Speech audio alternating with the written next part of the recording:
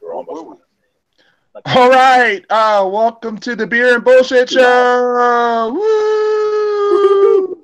I'm the host, Chris Bennett, and this is the 5th year anniversary show. 5 years of nothing but beer and bullshit.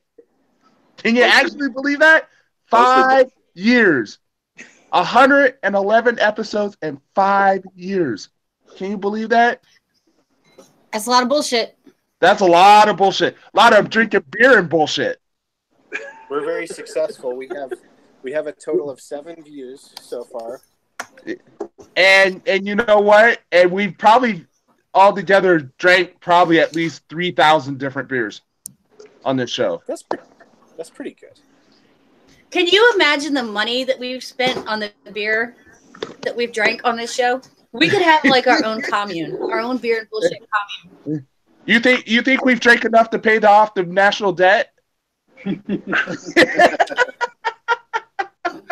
in the neighborhood. We're definitely in the neighborhood. We're in the neighborhood? Okay.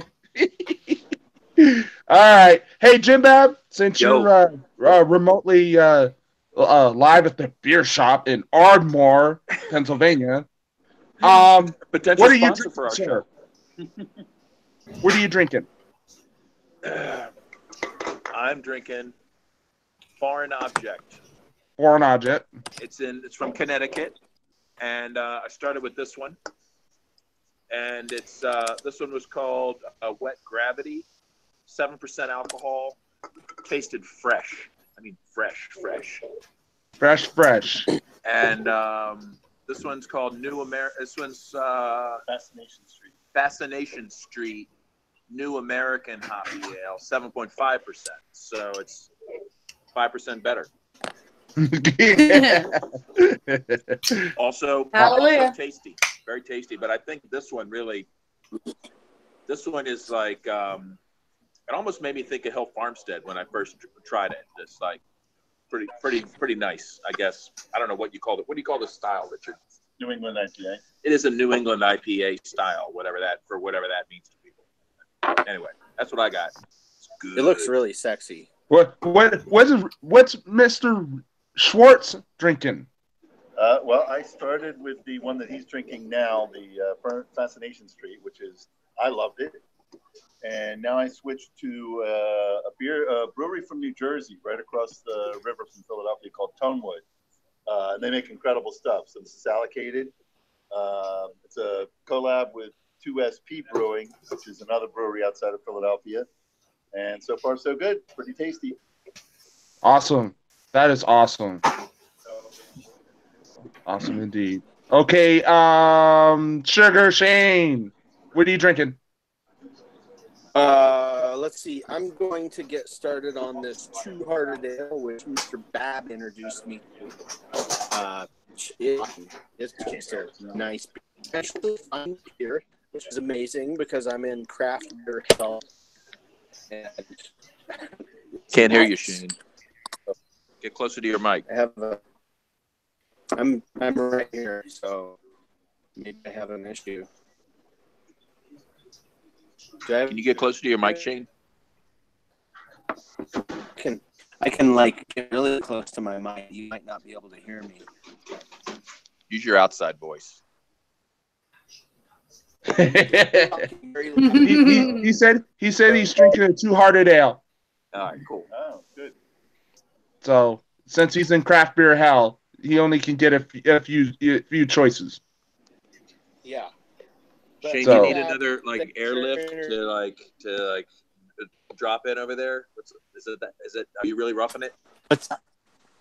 Yeah, there are a few craft beers that I can tolerate here, and I'm coping. I'm coping. It's like 2 hours to the nearest place that has any kind of selection, which is Texas, and Texas doesn't. Yeah, El Paso, Texas doesn't really have a good craft beer selection. Plus, I kind of hate Texas. So, you really hate Texas? No, I've never been to El Paso. So yeah, I guess. I've never been to El Paso either. El Paso is nice. It's hot and dry, but I really like the folk. All the people I met there were sweet as can be. But super lovely. Yeah, El Paso is a lovely town with great people, so I love it. And there's tons of hot babes. Oh, wow.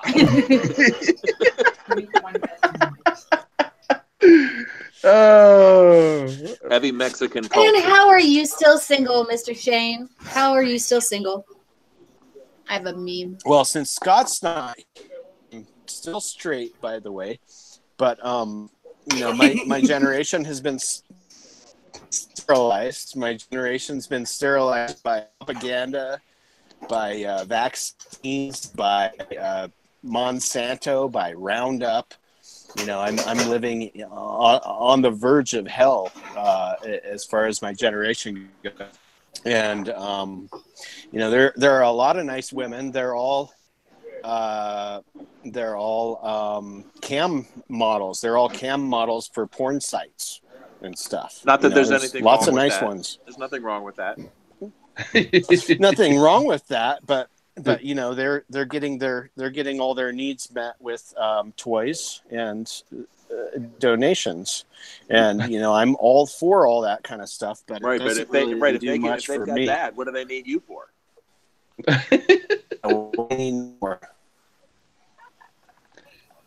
Yeah. Let's move on. Amy, where are you drinking? I actually started off with one from my beer mail from Jim Bab. The one I'm drinking now is it's from Aslan, which is Master of Oranges, which here's the can, which is all pretty and fancy. There you go. It's real hazy. It's not it's real hoppy. I don't know what the IBUs and stuff are on it. It's 8.4. But he sent me another IPA that I devoured the other day, slowly devoured, because it was quite possibly like one of the most decadent, delicious IPAs I've ever had, called Grove Stand from Aslan. And I didn't realize that they were a brewery. By the way, Jim Bab, thank you. I didn't realize they were in Herndon, Virginia. So next time I go down to see my folks, that's definitely going to be a stop. And I hope that the Grove Stand is one that they make over and over again. It had a lot of lactose to it. This one is more hoppy, even though it's still got the haze to it. Like it looks like it might have lactose. But I'm not really pulling the flavor off of it. But it's hoppy. It's bomb. But hop. Anyways, I got lost in myself, and I got speaking of which, I got my other one for later too, because I got two things of beer mail over the last 2 weeks, which just pleases me. Like I can't even begin to tell you. So lucky. But anyways, yeah, the Grove Stand. Oh, and I got Hetty Topper for Christmas. I still have another one of those in the fridge, which I wanted to drink because I've had one now, so now I want the other one. But the Hetty Topper is like one of those ones that I think I could drink every day. Kind of the way like I drink my Tropicana here, even though that's a little fruitier. It could be an everyday beer. You're right about that. Yeah, it's definitely it could definitely be an everyday beer. Whereas the one from Aslan, I would say wouldn't be an I don't know, it was damn good. Wouldn't be an everyday beer. It's more of a special occasion, one or two of these kind of beers, because it was I don't know. It was bomb though. So thank you again, both of you. IPAs You and Chris I both. just stuck in there to fill up space around the maple pancakes one. So that's the one. The maple pancake one. The maple pancake one actually partially exploded on the way here. Oh my god! So you're kidding. It lost some of the fizz, but it had exploded somewhere between the mail truck and the house. So so when I got it, it still actually had some carbonation to it, and the taste on it was phenomenal. Me and Rick both really liked it, but you know how the Postal Service is. Terrible. But I'm really glad you put in that one filler IPA, because it was, like I said, it was bomb. I mean, on Untapped, I gave it a 5. You know what? Very rarely do I give anything a 5. I guess I need to be more careful with canned shipping. Like, I thought it was pretty durable, but there wasn't a lot of there should have It been was between the cans and the cardboard more. Right. Well, I mean, it wasn't that it was rat bad. I mean, and you know, I mean, shipping cans, you know, you would think that it would be better, obviously, but never underestimate the destructibility of the U.S. Postal Service. They are government employees, after all. Oh yeah, They got to try real hard. You're right, and yeah, that's their job, is to fuck things up. Yeah. If the government can't fuck it up, That is so nobody true. can. well, That is so lesson true. learned there. If Definitely learned a lesson there, and I don't put my name on them because hopefully they don't like I'm just imagining it like spilled all over somebody's mail. They'll be like, Yeah. "Damn, this smells like maple pancakes." Breaking the law, breaking the law. But the thing I like about mailing beer maybe the most is that it's a federal crime. So Anytime you can commit a federal crime, I mean, that's just great. yeah, you at least get to lie to a federal agent when you hand it to them, like, is this any explosives, liquid, perishables, blah blah. Nope. Nope. Yep. That's what I said too. When I shipped the beer out to Amy, I was like, nope. So right, so I was getting actually- to lie to a federal agent, that's just a bonus. I was talking to Rick about what to send to you. Can you get stuff from Adroit Theory up there where you're at, Jim Bab, which is down in Centersville, Virginia? I don't recall seeing it, so Okay. probably not. It's really hard to find up here. But when we do, I know exactly where to go to find it. But they've got a lot of good stouts that are a lot of the 15%ers and stuff that I drink, but they've got some really, really good IPAs. Especially, do you like the lactose IPAs? I do. Yeah. I do not. Okay. You do not? And- But wait a minute, in Tired Hands. Isn't Yeah, that all see, they have? that's one of my new things. Okay. Like, but anyways, I'm gonna find something from Adroit to send to you, and I'm not sure what to send to Chris. there's If no you want rush. Tropicana or if you want Adroit. Tropicana.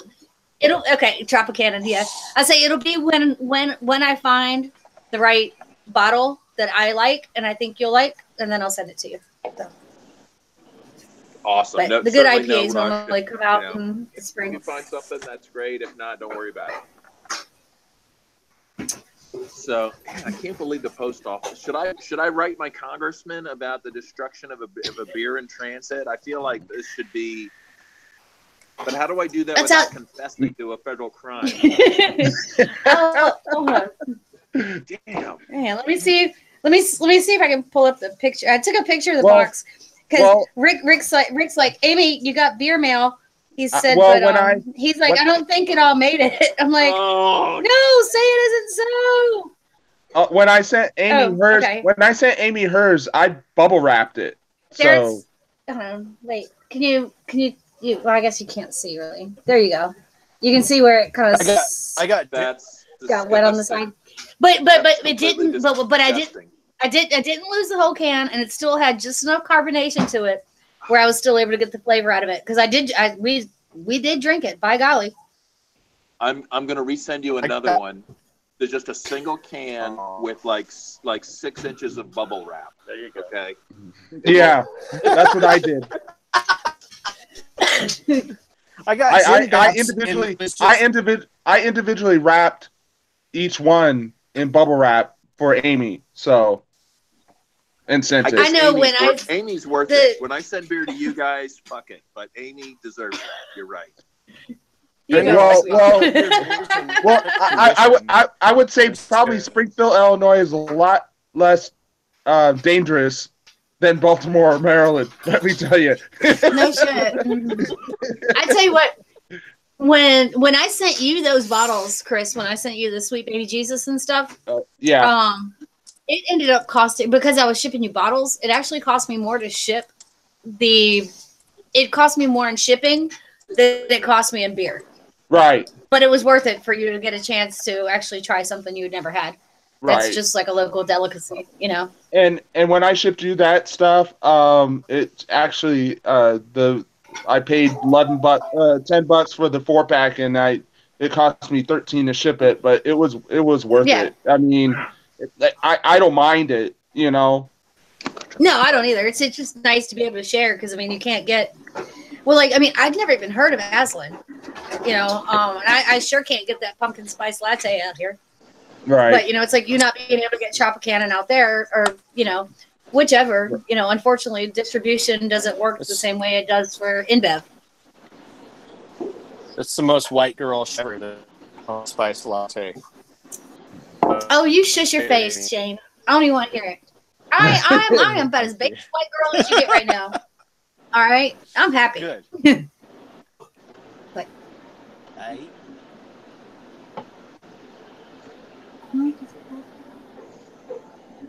Awesome. And I'm thanks for asking what I'm drinking. No problem. I'm drinking Pacifico. I've you know, supporting my hombres down south. So sorry, my son was kind of upset. He was scared he was gonna have to cut his hair because you know he's got hair longer. He's got the longest hair in the house. It's all the way down his back. But him and my daughter had their first wrestling matches tonight, and they've only been doing it for about 2 months. But tonight was actually their first fight, and they both lost. Actually, my daughter, man, she got slammed by a guy. She just about got knocked out. I was kind of impressed. She still went back in and fought him, you know, but he was scared he was gonna have to cut his hair. I said, no, we're just gonna have to braid it back so it stays out of your face a little more because he doesn't want to cut it. Kids. But they were cute wrestling, you know. They're 9 and 11, so they're just little kids. awesome. But I was really shocked to see my little girl get slammed by a guy and get back up and fight him again. Because, like I said, it took her a minute, but she's tough. Is that what life in Baltimore is all about? Well, I mean, we don't have a backyard, and it's really too dangerous for them to play on the street, obviously. So the best thing for me to do to keep them busy and active is to have them in sports. And they offered wrestling through the school. And, Cool. you know, I figured it'd be good for them. So, I mean, girls can wrestle just as good as boys can. But they don't have football and stuff like that up here, unfortunately. Nice. And wrestling is a year-round sport, too. So they can do it over the summer instead of just being like seasonal, the way like cheerleading or football and things like that would be, or soccer. So this is something that can keep them busy year round and keep them active and keep them strong and keep them conditioned so that, you know, they don't get bored or lazy or sit around and watch TV and play video games and things like that, you know, we don't really want kids doing. Keep them active and keep them tough. Hey, guys, I'm going to bail out, but maybe I'll be able to check in later. I don't know. You gonna check in at your next bar? Not a bad idea. Yeah. Anyway, well, Come on, listen to that little devil on your shoulder over there, Jim Bab. He's got it right. You know when Jim Bab and Richard get together, they're always trouble. Uh-huh. Thanks for coming on, Jim.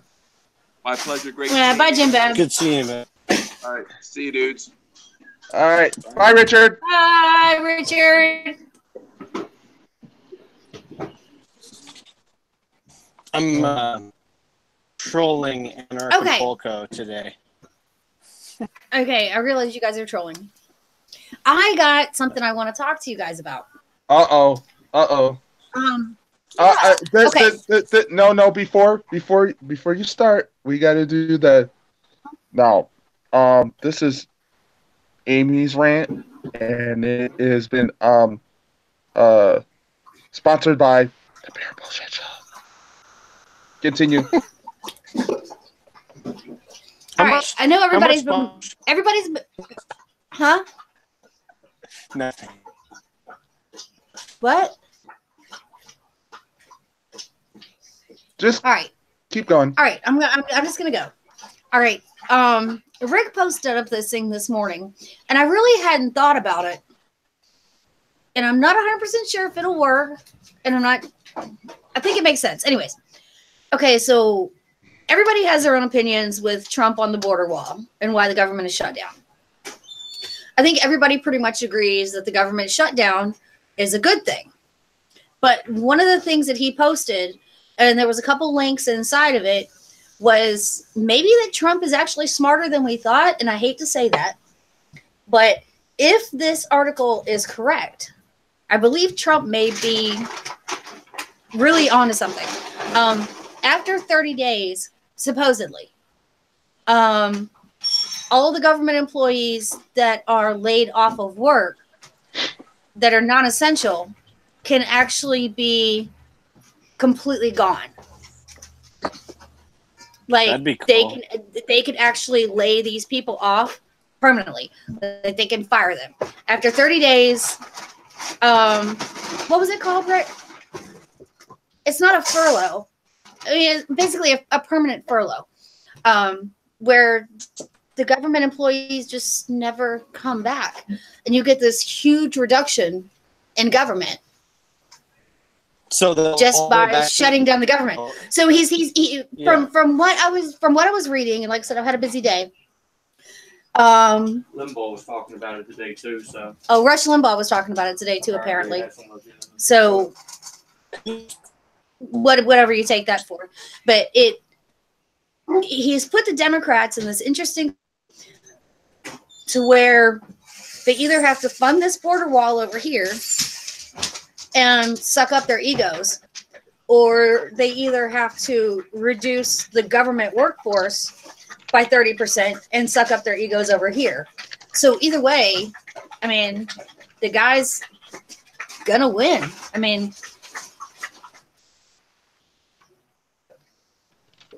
I don't know. Have you guys heard anything about it?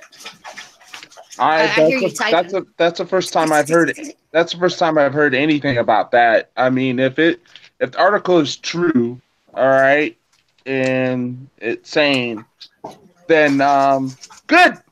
That's 800,000 people that are that can go get private sector jobs. Good. Pretty much. But unfortunately, so anyway, no. But unfortunately, even though there won't be 800,000 people on the government dole, or the government tit, I call it, there's not going to be a reduction in my taxes. So either way, you know, they're still taking money out of my paychecks. Like I said, it just came out yesterday, so I mean, I'm not really sure where it's going to go. I'm assuming. Sounded legitimate, but I mean, I would think that it would kind of go both ways. I mean, yeah, I understand, but I'm assuming once they fully fund the government again, those people could reapply for their jobs back, and 99% of them will get it. So they're talking about eliminating the positions. Good. I hope they eliminate. Because a lot of the government employees have said that now that all of these non-essential process employees haven't been there, that their jobs are actually easier and their offices are functioning better now that they have less people there. Because it's less people to screw everything up. And I'm hoping that one of those agencies is the TSA. I hope all of them fucking walk off. That would be pack their bags and move the fuck back to Somalia. I can't stand the TSA. I have not been on a plane since they created that egregious government agency, and it's about time. It's about time the airlines and the airports did their own security instead of on the backs of the American people. Every time I go and get my boarding pass to go to the airport, I've got 4 S's over in the corner. And every time I try to go through regular security, I get pulled over to the side. They want the body scanners. They want the full pat down. So, I mean, TSA has seen me naked enough times but I'm comfortable enough with the way I look naked that I don't really care. I just wish they'd leave me alone. And I don't know why I'm a security risk. But apparently 5 foot tall, 110 pounds of IPA is a threat to national security. So I don't understand. Maybe they've seen you on the Beer Bullshit Show and they're like, oh, she's a tourist. She's a tourist. She's hanging around. She's on a show hanging around with a bunch of anarchists. She's a tourist. And she likes them flamethrowers. She likes them flamethrowers and she likes them drinking them beers. So she must be a terrorist. Look at that blue hair. She a terrorist. She must be a feminist too, by golly. Look at that blue hair. She got to be a terrorist.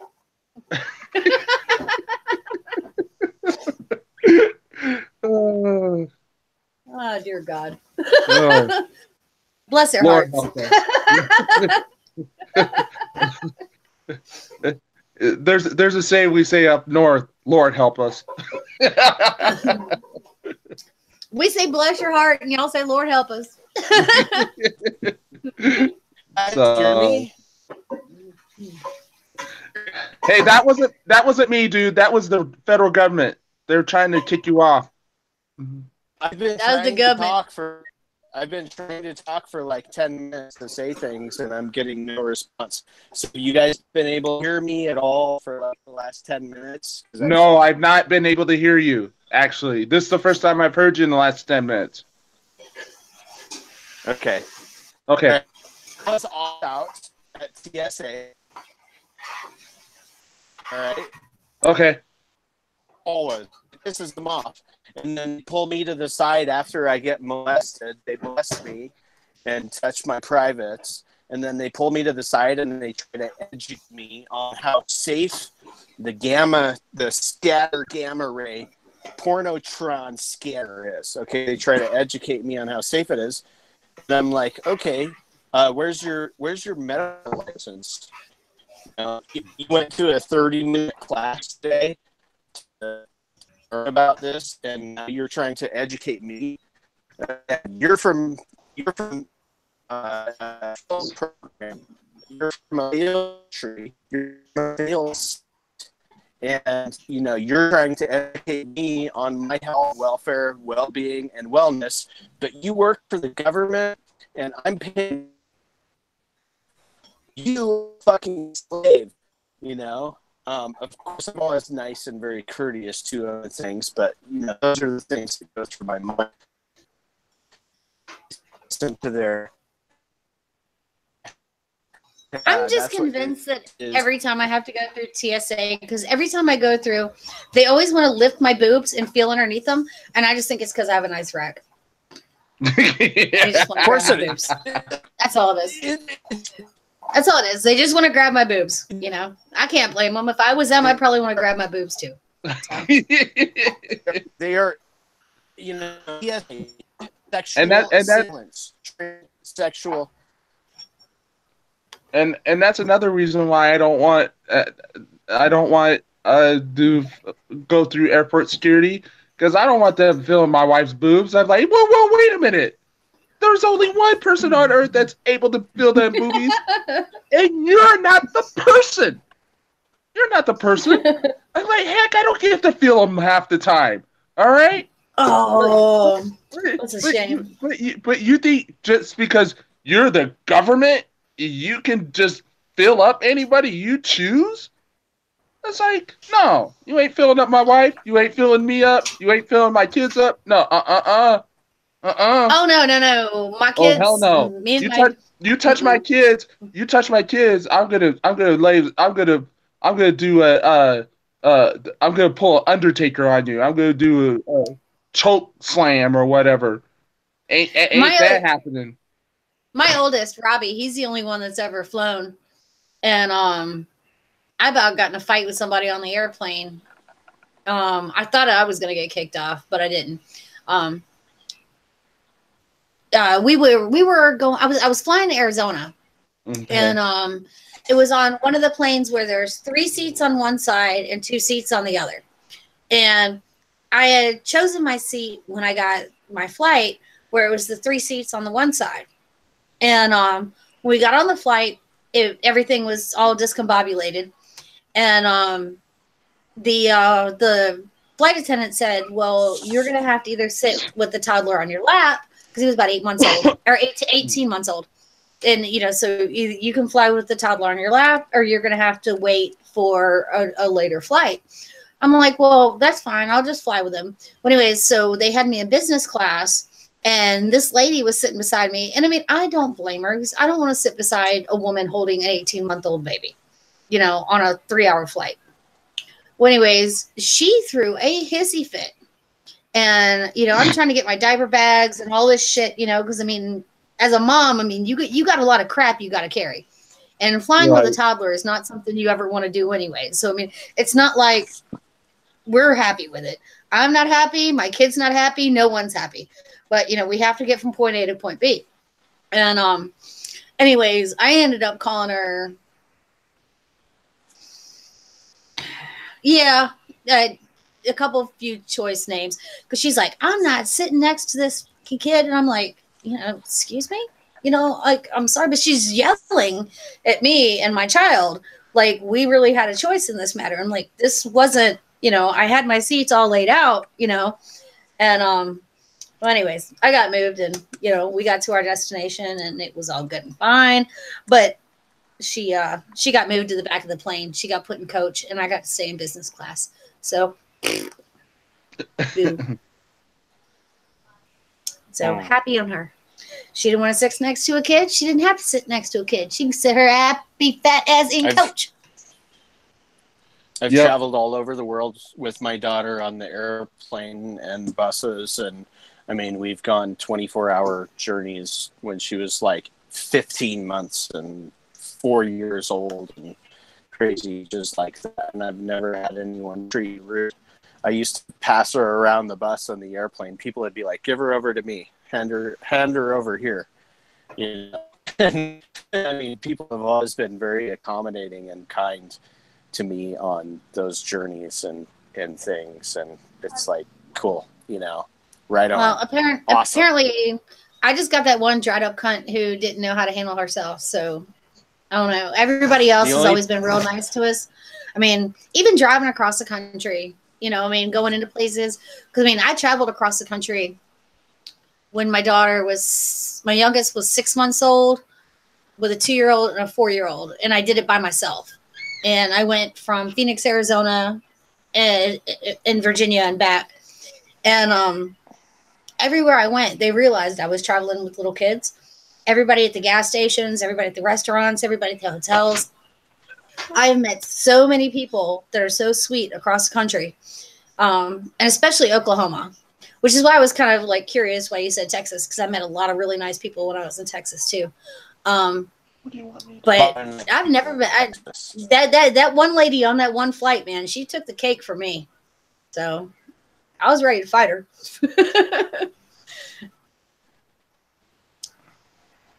Yeah, I haven't flown since '97, so I won't.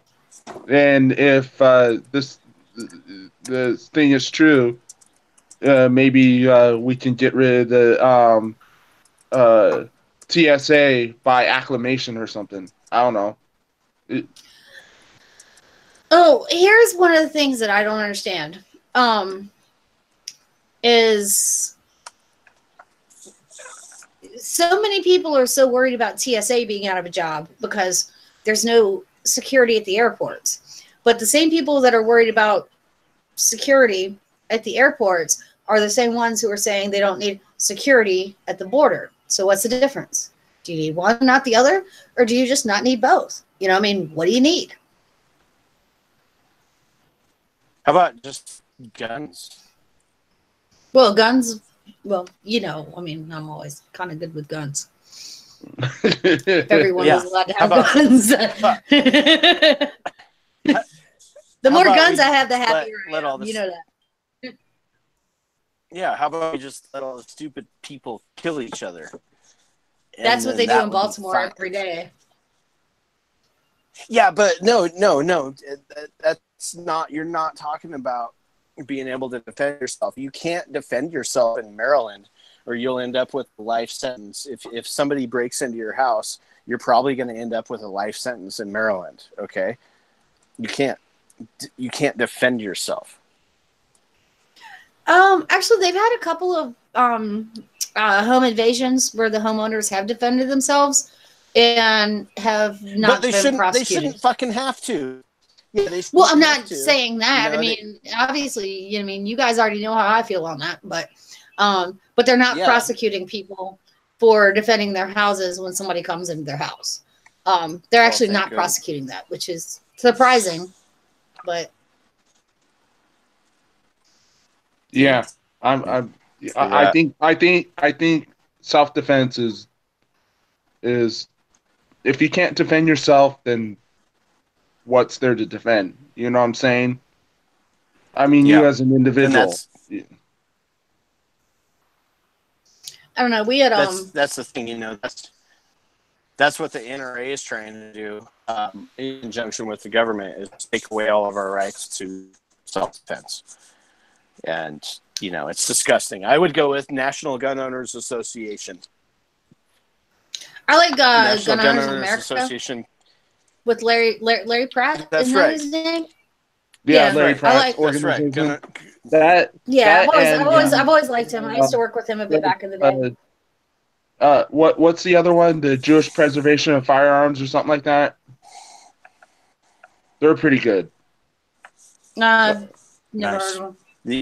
I know GOA because whenever we used to do stuff with Ron Paul, Larry used to come out and work with us, and I always liked him. I haven't really followed his organization too much. I was a member for years, but so was I. Yeah. So I see him pop up on like the SPLC's website every now and again. Whatever.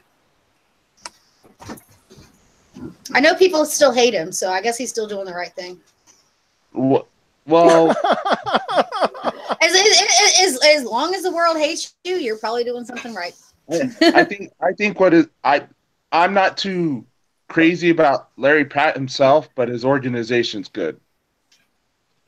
Right. Well, I mean, like I said, I'm just saying. I mean, I've met him and hung out with him a little bit. And I always liked him. I've met Larry Pratt too when he was out in Colorado. So,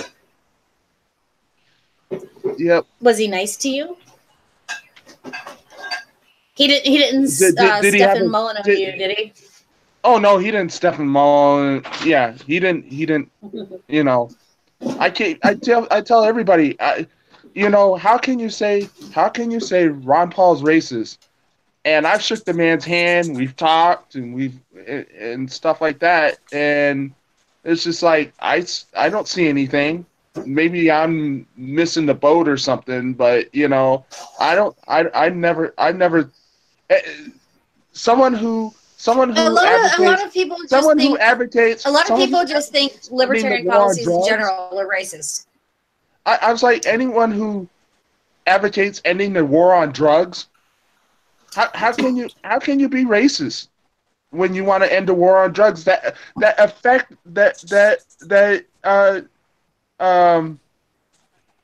war on drugs affects a lot of minorities.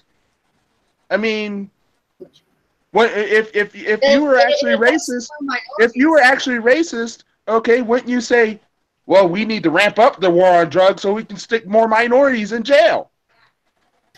If you look at the war on drugs, I think it definitely affects more blacks than it does whites or Hispanics. Okay, well, yeah, but what I'm trying to say is, how can Ron Paul be racist if he's the one who's constantly saying that he's against the war on drugs? I mean, most racists I've known, that they've said, well, we need to ramp it up because we need to take as many blacks and Hispanics off the streets, so we can have white America. So we can have white America. White America. America. All right. I'm gonna grab a beer and I'm gonna try to see what my boyfriend is trying to tell me while he's in the kitchen. But I'll be back in 2 shakes of lamb's tail, and after I get some butt grabbing in, I'll be back. Grab that ass. Oh, by the way, Chris, that's the white half of you. You're racist. Oh, oh well. You just want a cookie? What's the chocolate? You know I got chocolate. Are you having problems, Shane?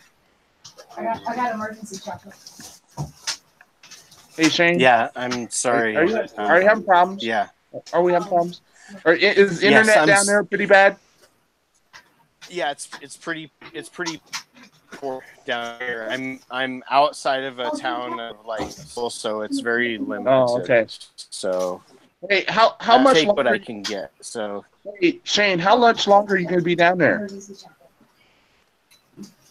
I don't know. I'm supposed to go and do a caravan deal to some beach town pretty soon, so I might be down there for like a month, or I might be somewhere else, or I don't know. I mean, tomorrow is a mystery. I don't know. When are you heading back to Colorado? I don't have any plans right now of heading back to Colorado. No plans of heading back to Colorado at this point. So I might be back if I don't go to where I was planning to go in February, then I might be going back to Colorado. And I'm just not really certain. Like everything, I don't really plan too much. Usually I jump in my car, I pack my shit up, I jump in my vehicle, and I'm like, where's the weather good? Where's the next place I want to go? And I might driving and make a couple of phone calls and be like, oh, okay, well, I'm not going to California, I'm going to Washington, or I'm not going to Colorado, I'm going to Nicaragua, or whatever, So I just kind of wing it. It doesn't really matter to me. Okay. Where I'm at. So, I love. All right. So. Second question, Shane. Don't you miss your daughter? Yeah, she's gonna be here. She's coming. My mom and her husband both had back. Oh, sorry. My mom and her husband both had back surgery. Spent about the last 6 months taking care of them, and then she wanted to spend a little bit after their back surgeries. They both. She's on her way, and she's going to start her college. And she had her 14th birthday a few days, so yeah. Pretty sure. I consider her sure, Yeah. Let her.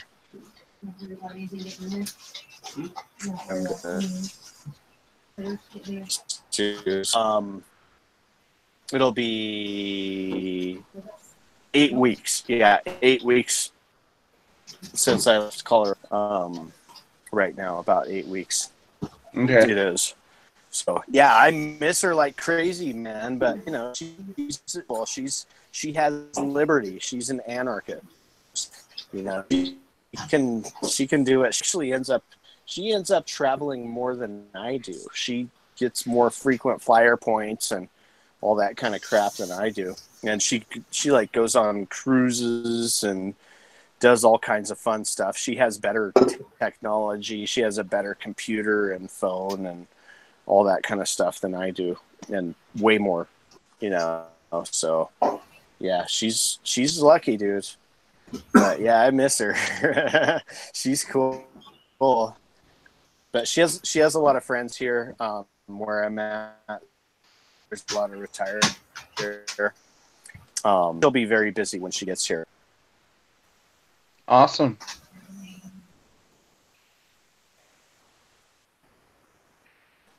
It's really nice. Well, I opened up a beer a while back, I guess. Another one. It's the It's the Voodoo Ranger Juicy Haze IPA. It's basically the Ranger New England style IPA. Well, they New England style IPA'd it basically, the Voodoo Ranger. So it's not bad. I still got a whole bunch of beer left over from the holidays, so I haven't bought any, but I need to buy a couple of them, six packs here pretty soon because they're on limit. There's a couple of them that are unlimited seasonal stuff, so I need to head over to my beer store in the next week and grab me some stuff. But I probably won't buy anything more until around St. Patrick's Day, maybe. That's how much beer I have still. I was gonna drink my my pumpkin spice latte, but as hoppy as that last beer was, I don't think I'm gonna be able to taste it as much as I want to. And since I've already had one and it's amazing, I'm gonna go back to just straight IPAs. Awesome. So I'm going back to my old regular because I'm not going to be able to taste the flavors the way I should be able to anything else. So, well, you know, typical Amy. Typical hey, Amy. Hey, Amy. Yes. Yes. Yes. Fuck you. I'm listening. Fuck you. I'm gonna send you some, Chris. Okay. There is one bad thing about this shutdown, or partial shutdown, or whatever, And that would be? and that is the approval of beer labels. I don't know We why. had that come through. We had that come through up here in Maryland too. They were talking about it. I posted it in the Beer Bullshit I don't know group. why. I don't know why the freaking government is in the business of approving beer labels. I think that is the most ridiculous and most stupid thing I've ever heard in my life. Okay, I concur. besides government itself. All right, but it mind blows me. Okay, that we need a government bureaucracy. All right, to approve beer labels. Why don't we just have a private organization that, you know, hey, we want to name our beer this. Has this name been taken? Yes. Okay. Then you go back to the drawing board and you find another name or something. Has this name been taken? No. You can use it. Okay, fine. That's it. That would make sense, but you know, it's the same way as like when I believe it was the state of Michigan refusing to sell Raging Bitch from Flying Dog, or right. them trying not to sell Breakfast Stout because it's got a baby's image on it, you know, and they think it's marketing towards children when it's obviously not. You know, I mean, your kid's not just going to go in the refrigerator or into your beer cellar and grab a breakfast stout and be like, oh, look, that looks like me. I'm going to drink it, you know? Or, I mean, normal people, when they're in the beer store, aren't just going to go through there and be like, oh, my God, Raging Bitch IPA. Oh, my God, there's Ralph Steadman's art. You know, I mean, by golly, what am I going to do? I'm so offended. I think I should go and, you know, like shoot up a mosque or something. No, I mean, it's not, you know, people are fucking retarded and the government's retarded. So, and they're talking about it hurting the craft beer industry up here in Maryland too, but the government really doesn't have any business being in on it. I mean, The thing is, if people are so offended by a beer you know, logo or by a beer name or, you know, the packaging, they're not going to buy it. You know, so the thing is, if the beer sells, then obviously the people who are purchasing the beverage do not care. So why not let the free market dictate itself? Just saying, that's all. I don't know. I'm sorry, I'm preaching to the choir. I know. You are kind of preaching in the choir. But what I'm trying to say is that it's just stupid. It really. I mean, I understand part of it is because we don't want somebody taking somebody else's name or whatnot. That's why we have arbitrators. Okay, that's why we have people say, okay, well, you can't use this name because so and so owns the rights to that name. I get it. Okay, I thought but that a certain portion of it was to make sure and regulate the ABV on it. why do you need to regulate the fucking ABV? I mean, you don't, because I can tell you when I pick up a 15%er, I know it's not a 4.5. I mean, okay, well, the very first time I smell it, I can tell the difference. But not every single. But I mean, every single label. It's government regular. Right, but almost every single label that I pick up has the ABV written on it. Right, but that's for beers that are transported across state lines. I've had beers that have been made here in the state that don't have ABV on it because it's not required. Now, if they're shipping beers across state lines, yes, they have to have their government mandated labels or whatever, and their government warnings on every single, label, government warning. According to the Surgeon General, women should not drink alcoholic beverages during pregnancy because of the risk of birth defects. Consumption of alcohol beverages impairs your ability to drive a car or operate machinery and may cause health problems. I mean, if because you don't know, getting hammered while you're pregnant is kind of like the same as doing meth while you're pregnant. Hey, let's not mess up our kids. If it's in your tummy, I mean, that's common sense. But yes, I know. I mean, it's the same way when you take a growler in. You can have this awesome custom-made, beautiful growler and go in and get it filled. But if it doesn't have that silly little government warning on it, because you don't know that this beer that you're drinking might hurt your kid if you're pregnant, no, you can't fill this. It's the same bottle, different paint job. That's all it is. It's stupid. Right, but if you're pregnant, okay, you shouldn't be drinking. Period. Well, no, you shouldn't. All right.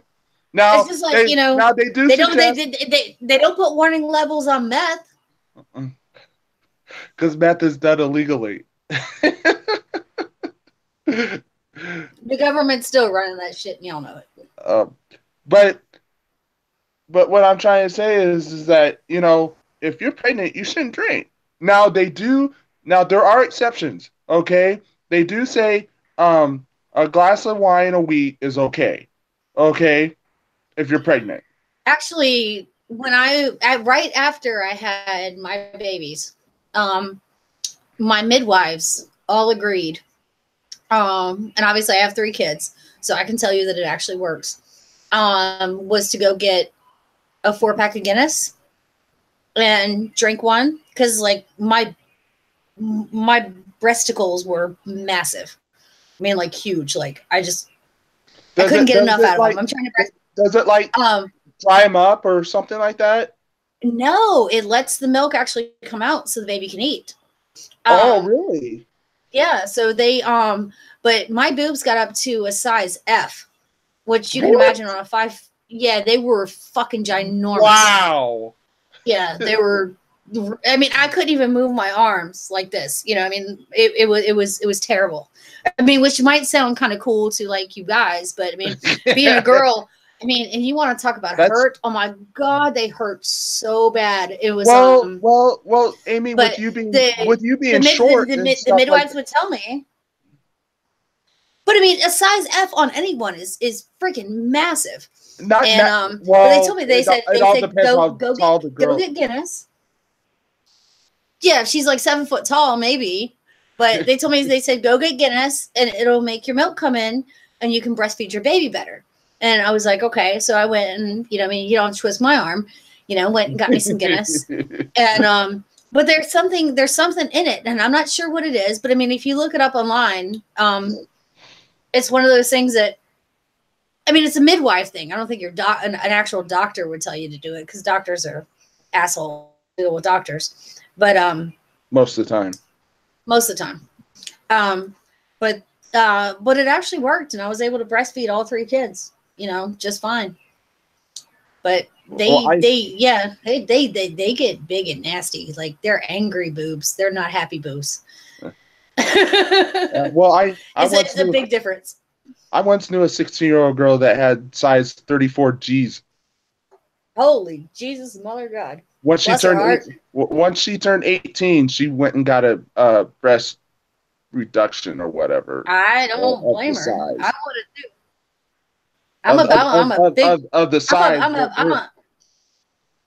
I'm a big fan of big boobs, but I mean, no, not in a million years. I'd have gotten them things sucked out of me too. I'm only a fan of one boobs, my wife's.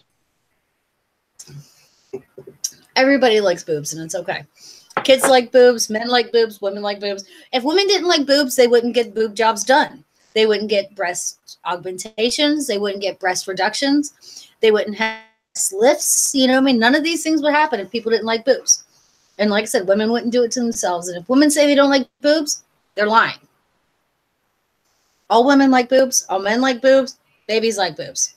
Everyone likes boobs. That's a general consensus. You think so? And I state this as a fact. Absolutely. I also like. Tell me one. Name me one person on the planet that doesn't like boobs. I've known some guys that don't like boobs. Lie. They lie. They may like little boobs. They may like really small boobs, but they still like boobs. Even Ron Paul likes boobs. Even Pat Buchanan likes boobs. Everybody likes boobs. Everybody at Liberty University, they all like boobs. You think hey, you think Chris Cantwell likes boobs? Chris Cantwell loves boobs. He's probably liking man boobs right now. But you know, he likes boobs. Did you see yes. the post I made? Yes, the 10-year. I about died. I was like, I had to show Rick. I was like, have you been keeping up with Stefan Molyneux? He's like, you know, I listen to him every now and again. He's like, but you know, I don't really keep up with him. I was like, well, you know, kind of some of the stuff he's been saying. I was like, well, check this out. It's fucking hilarious. It's the funniest one I've seen. Cantwell. I still can't erase some of the things that I've seen from Cantwell throughout the years. Yeah. Well, supposedly the other night he was on Free Talk Live. How in the hell did he do that? He called from jail? Prison? No, he's not in jail anymore. He's out? They kicked him out of the state of Virginia. Told him not to come back for 5 years. That's it? Yeah, he got, and anyway, he's back up in New Hampshire, and freaking Ian Freeman had him on in studio live, and yeah, that was a there's something mess. Is Freeman still friends with him? I don't know, but my friend who's engaged to Daryl W. Perry commented on it earlier, saying that she's no longer going to be on Free Talk Live because Ian gave the Nazi a time to talk on the show. So she said she's not going to host. I don't blame her, but I mean, the thing is, here's the thing with Chris. I don't think Chris is an actual Nazi. I think Chris is a fucking idiot. I think Chris wants attention, and I think anywhere Chris can get attention and anything he can do to get attention, he's gonna do it. I think he's gonna say the worst things he possibly can. I think he's kind of having to live it now, especially after he cried like a fucking bitch, which was I'd rather him been a Nazi you know, a straight up Nazi and owned it than to sit there and cry like a child, you know? Right. At least he could have been a man. At least he could have had a pair of balls.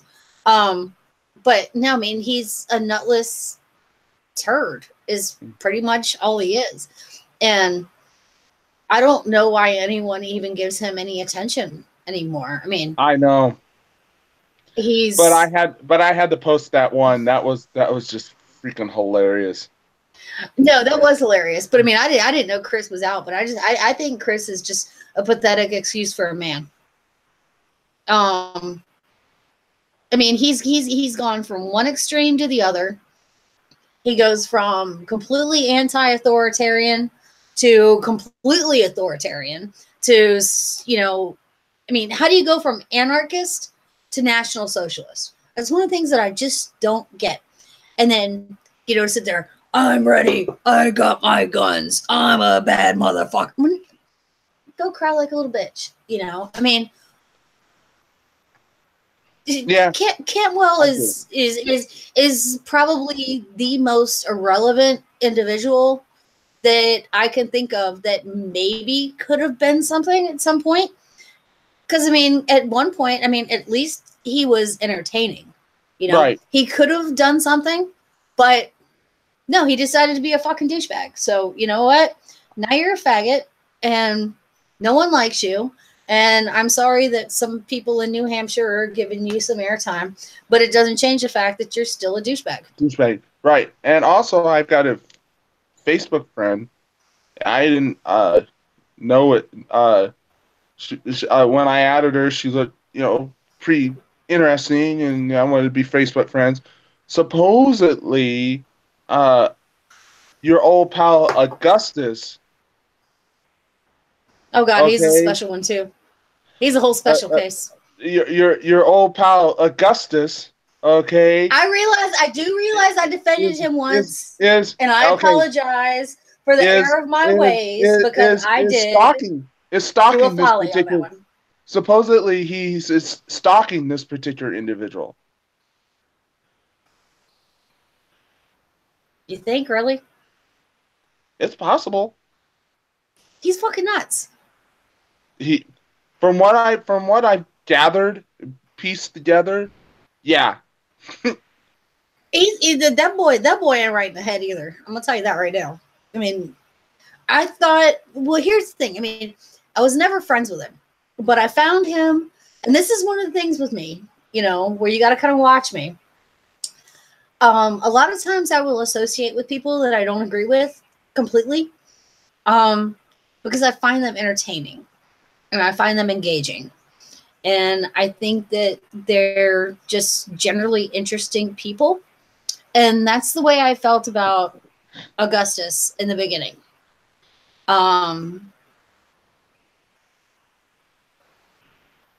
Sometimes that love affair has a tendency to go south.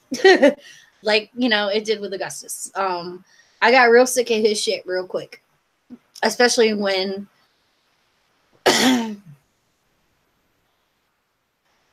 he decided that he was going to be the Lord and God of everything that was anything, you know, with anything that I was concerned with.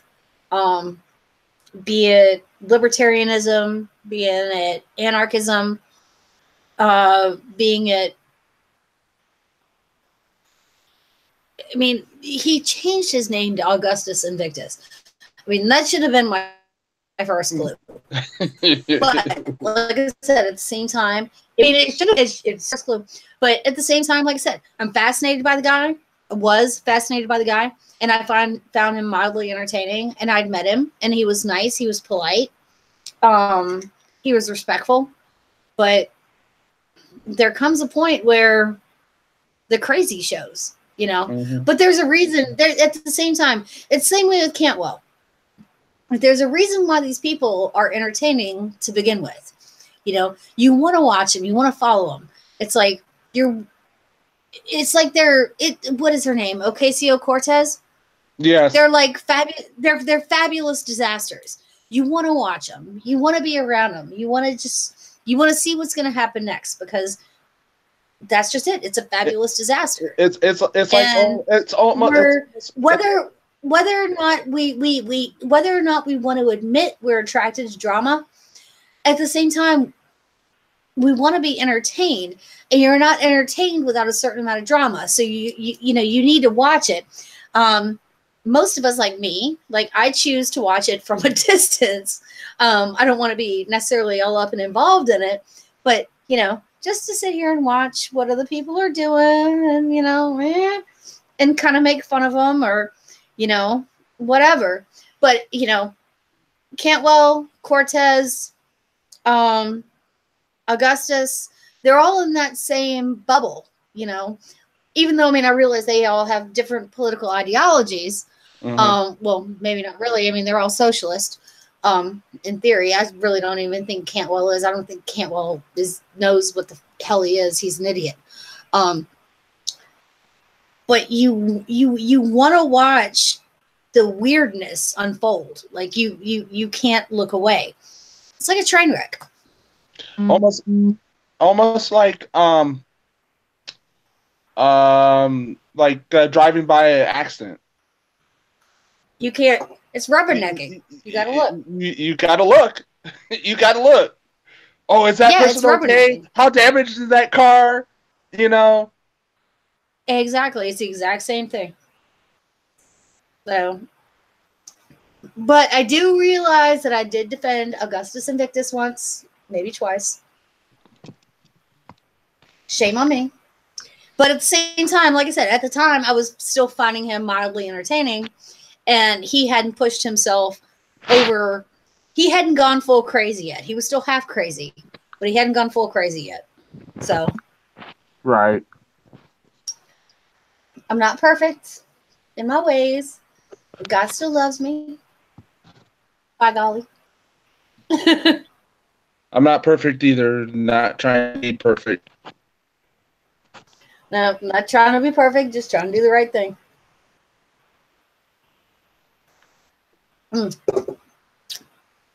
And drink my Tropicana. God damn, it's good.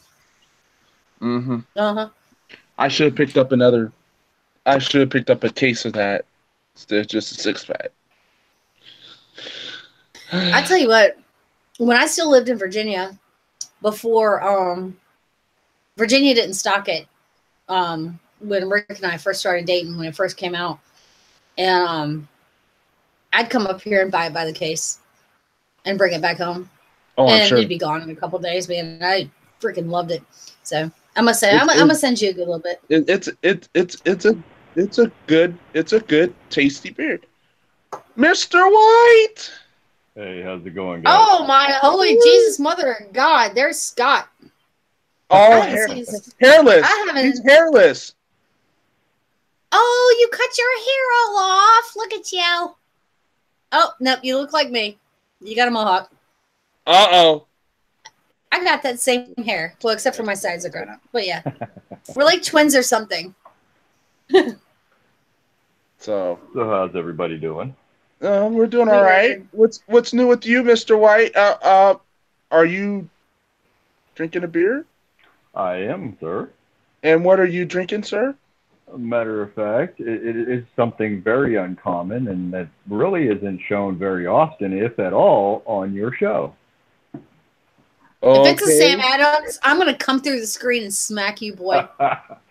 Well, Sam, yes, but not the right one. Oh, Jesus. I'm going with a Samuel Smith Stout. Oh. Yes. Well, look at you, Mr. Fancy Pants. And I even decided to go ahead and do it in a English pint glass. Bless your heart. Awesome. Awesome. You know, Scott, the show's been on 5 years now. This is a 5-year anniversary show. The 5-year anniversary show. Can you believe it? We done drank a lot of beer in these last 5 years, boy. Yeah. God, have we?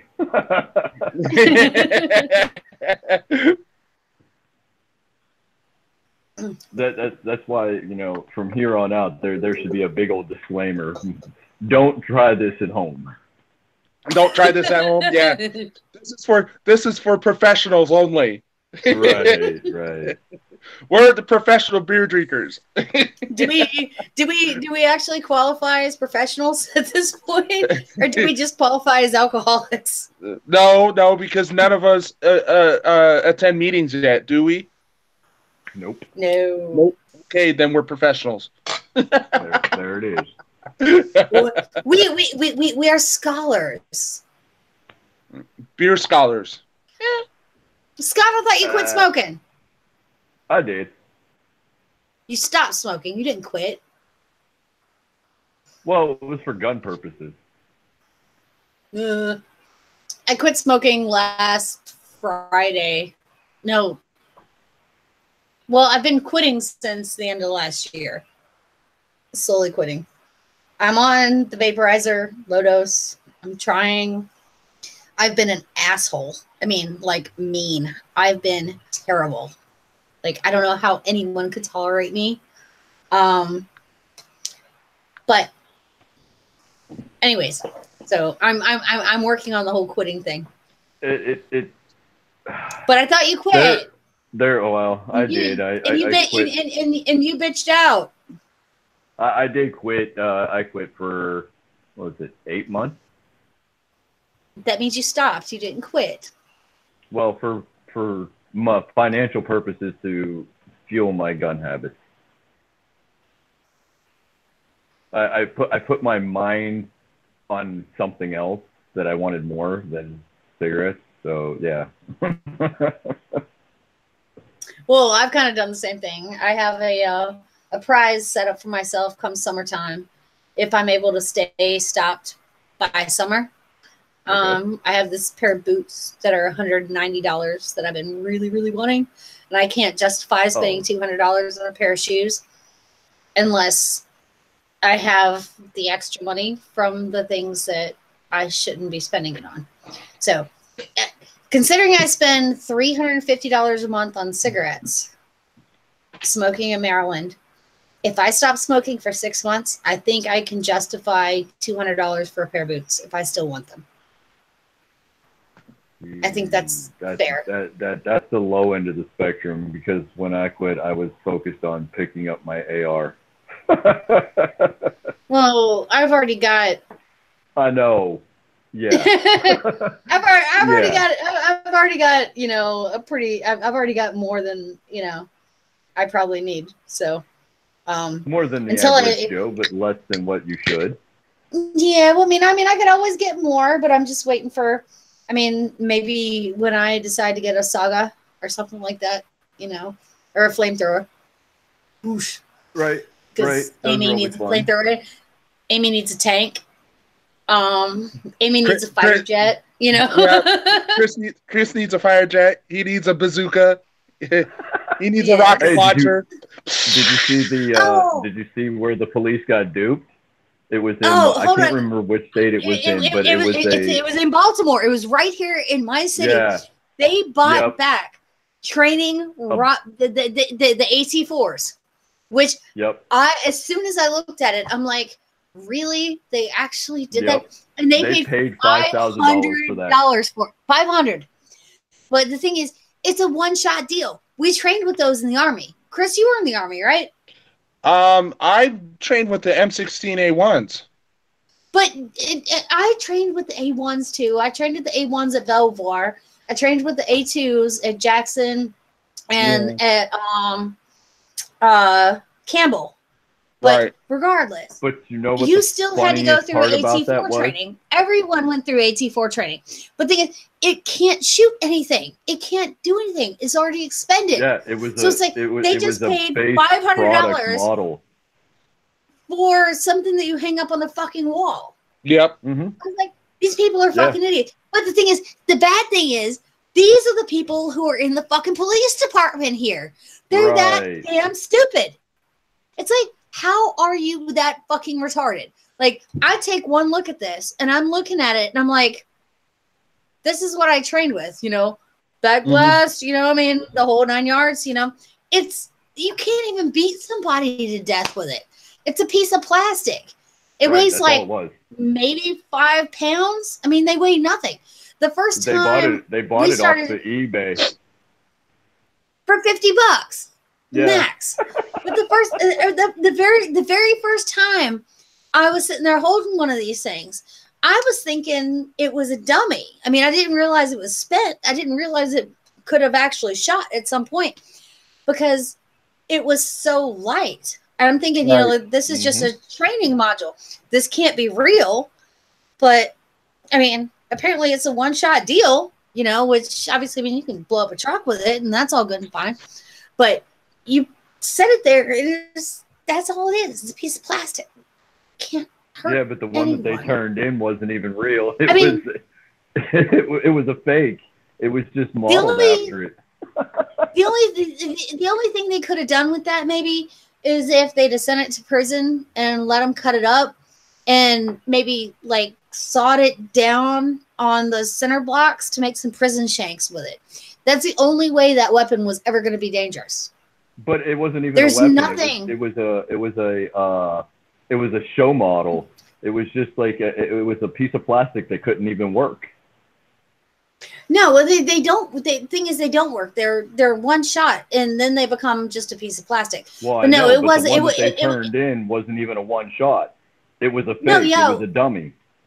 No, they're not. No, it wasn't a dummy. It was a spent. Because once it hits the first shot, it's spent, which is what they sell at all the gun shows. I mean, you can buy them anywhere, but I mean, like I said, I had to train with these things in the Army. I mean, it was an AT-4. I'll give them that. It was an AT-4, but it was an AT-4 that couldn't do anything. But it wasn't a fake. I mean, there's no reason But to like even you make said, a fake. I mean, it shows off the audacity of the police department. It shows off the how smart some of the citizens are too. Because I mean, they got $500 on a $50 investment. So bless their hearts, take advantage of the city. I was Go on at sitting it. there as soon as I seen that article. I was telling some of the guys that worked that are gun enthusiasts, and they were like, "Dude, seriously, are you kidding me?" And I showed them the article, and they were like, they headed to the nearest gun shop and just picked up an AR or something." Mm-hmm. Yep. Well, I mean, I don't know. I paid more than $500 for my AR, but same. Well, there was another woman. If you go back through my Facebook page, I don't know if you saw it. She was about as cute as a day is long. Probably mid-50s, maybe 60s-year-old black woman. She was going in to turn in her 9mm for the gun turn-in. And they're like, well, why are you turning in your gun? She's like, because it's not worth that much. I want to get a bigger gun. Nice. Bless your heart. I love you, lady. Get at it. But she's like, I want a bigger gun. I'm like, I love you. Thank you. Because it just proves the ridiculousness. It so made it all worth it. Between that and the AT-4 is some of the best things I've ever seen in my life. And I absolutely loved it. Did you see the other one where somebody turned in a pristine mint condition World War I? It was like, I can't remember the name of it, but it was like the pre-model to like the AR. And the gun, the M1A one? Yeah, I think that was it. Because the gun was actually, they had it appraised, and they said, well, first off, we're not going to let you turn this one in, because if you want to turn it in, we want to donate it to like the Smithsonian or something like that. They said, because this is like the most pristine version of this weapon that we have ever seen. They said, and it should be on showcase.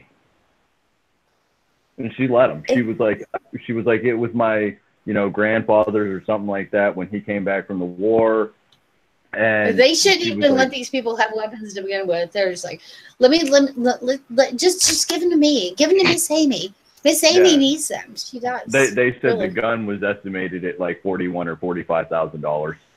Woo, good golly. Yeah, they said they had it appraised, but it was the most mint condition that they have ever seen. So they went ahead and had it appraised, and then they were just going to donate it. Oh wow! They weren't even. Well, at least they gonna didn't destroy it. Right. Yeah, because I mean. Right. They said it was that well that they said that the history on the weapon in itself and what it had already been through. They said that it needed to be displayed. Well, that was at least borderline responsible of them. Right. So I'll be right back in 2 seconds. All right. But how you guys been, man? I haven't talked to you in a while. Oh, I know. Did you have a good holidays?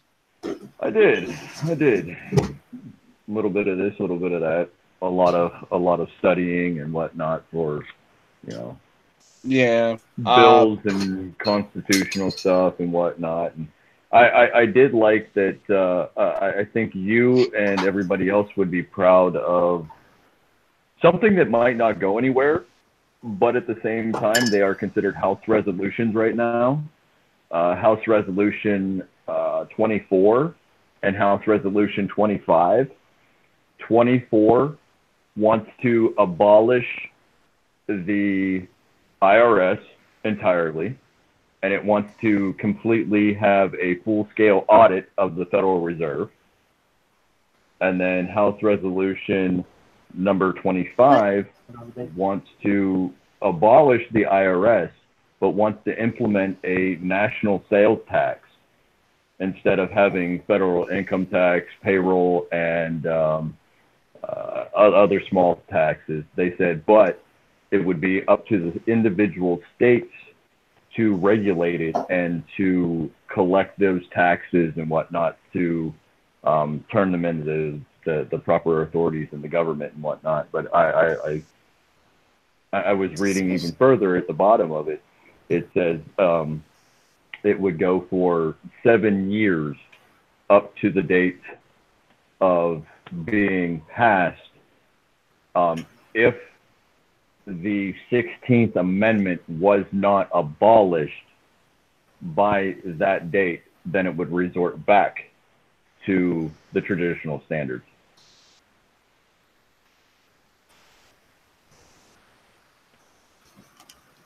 Nah, you gotta repeal the 16th first. I don't like that resolution. The last one, the first one, yes. The last one, no. I just want to get rid of both the Fed and the. Oh, well, I'd like to get rid of the Fed and the IRS too. But the problem is that if you don't repeal the 16th, then it would revert back, right? Yeah. As of right now, I also have federal. How do I want to say this? Federal proof that the U.S. government had already declared that the IRS is not an agency of the United States government. I'm like, okay, if that's plausibly true, said by a U.S. attorney in a case in 1994, then why are we still paying income taxes to them? Because the Federal Reserve has taken over. Well, technically, the way it goes is that we pay the taxes to the IRS, and the IRS just hands them straight over to the Fed. Right, the Federal Reserve. Right. Which in turn takes them and puts them into bonds, and they take that money and it goes into a furlough account, and then that goes over to the UN. Or they buy up the U.S. debt notes, because the Federal Reserve holds half the U.S. debt notes. Well, right now, from what I understand and from what I found, is that there is no, how do I want to say this? There's no bar on what the Federal Reserve can do to print money. They can print it at their leisure. Right, they do. And when the federal government says, "Hey, we need to raise the debt ceiling," that just gives them Right. more power to just More print power out to more print money. more. Right. Right. Yeah, like I said, I've been doing a lot of studying, a lot of legalities And and whatnot. I met a guy back in 2004. 2004. Last name's Benson, Okay. and he had a 3-volume book on about the IRS Nice. and about the 16th Amendment. I'll have to research it again, but it was a 3-volume book, and it tells about the history of the 16th Amendment and the IRS or whatnot, and how the IRS was not how the 16th Amendment was not formally Ratified. ratified, Yep. and that he spent years on this project. I think And if you originally met this man or talked to him. yes, I met him. Okay. I met him in I met him think in 2000. I met him in 2004, but by 2006 came along, he suddenly disappeared. Well, I think I've stumbled onto some of his research anyway, because of the fact that I've been through a lot of how the 16th Amendment wasn't. They say it was ratified properly, but it was not. It wasn't. Because by the time that they got down to where they needed to, they only had 12 states that actually ratified it. Right. Right. Because by the time some of the ratification papers got through, by the time the amendment came to certain states were already changing the legality of the amendment, where traditionally you can't do that. I mean, once you write an amendment, you're supposed to amend it or ratify it as is amended. But they were changing it. Well, this person that was in charge of this amendment was taking it and signing their name to it, or just saying, "Oh, well, they ratified it," which was false allegations. Right. Well, like I said, I don't know if you've stumbled onto or you've watched Aaron Russo's documentary, Freedom to Fascism. He kind of talks about the IRS or whatnot, but the guy that I met in 2004 had this 3-volume set, okay, and he was saying, I think one set was like how it was not ratified, technically not ratified. Right. Another set was the IRS itself, and I think the third set was like on the Federal Reserve, and by 2006, the guy kind of disappeared. Oh, I wouldn't doubt that. I'm pretty sure if you were on the right track, you'd have to go into hiding. Well, I don't think he went into hiding. I think that you think he just went away. Yeah, he thinks he just went away. Yeah, he went away. Yeah. So that means that allegation right there meant that he was pinpointing his accuracy. Yes. I also was a member of a group back in the 90s called the National Commodity and Barter Association, and I got a hold of the old president of the organization about I'd say probably about 9 years ago, okay, wondering whatever happened to him. Right. And he said that back in the mid to late 90s, because I used to get all the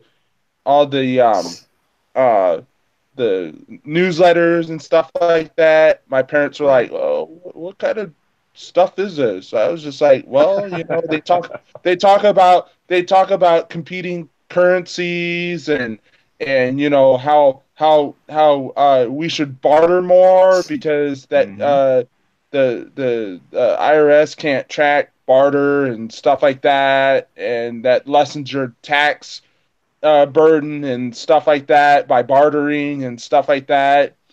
And Right. basically, it's a precursor to agorism. Basically, that's what it was. Well, anyway, let's just say by I think it was 95, 96, somewhere around there, the offices got raided by the Oh, feds. go figure. Yep. And I was also part of remember the, Amy would remember this. Remember the Ron Paul dollar? Yep, I got one. Remember when that organization got raided? Yep. It was in Northern Virginia, I believe. No, it was in Louisville, Kentucky, actually. Oh, I knew it was in my neck of the woods, but Yeah. yeah, I do remember. It was in. But I still have one. And It might have been a reprint or whatever, but I got one. Yeah, it was. You could get a Ron Paul silver dollar. They had a Ron Paul silver dollar.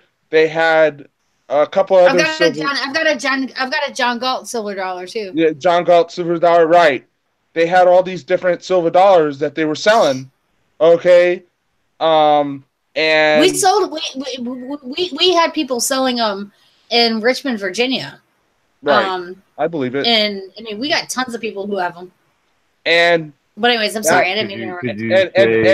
And that organization got raided by the feds.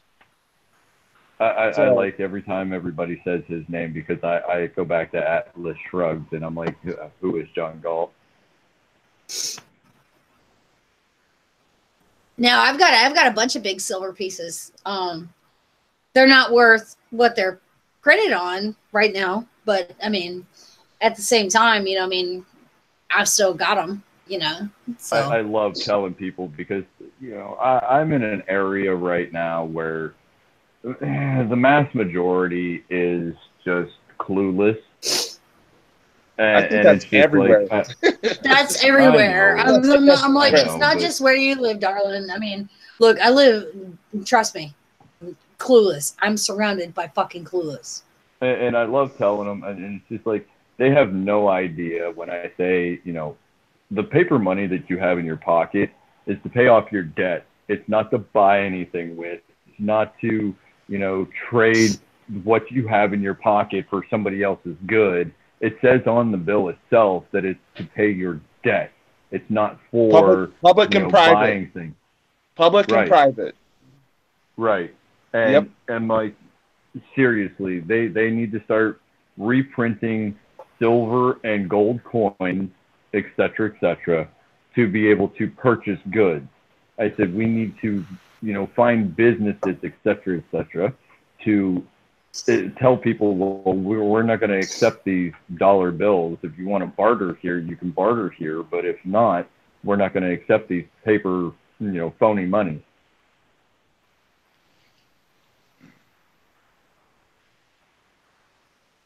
And what people also don't understand is that the more the feds print more money, the value of your dollar decreases. Yep. Everybody's like, well, every time the national debt. That's why I've seen these $50. I mean, because each one of the ones I have are $50 silver pieces. I've seen them go up above $50, and I've seen them come down. I've seen them hit as low as $30. Where they're worth, a fraction of what they are. But it's the same thing I say with my stocks. Like I've got stocks in InBev. I've got marijuana stocks. I've got steel stocks. I've got payment processing stocks, credit card stocks. I see it. I've seen it go way up here, and I see it go way down here. see it come back up. Right now, I mean, today my stocks are the highest they've been since election day, which is kind of nice.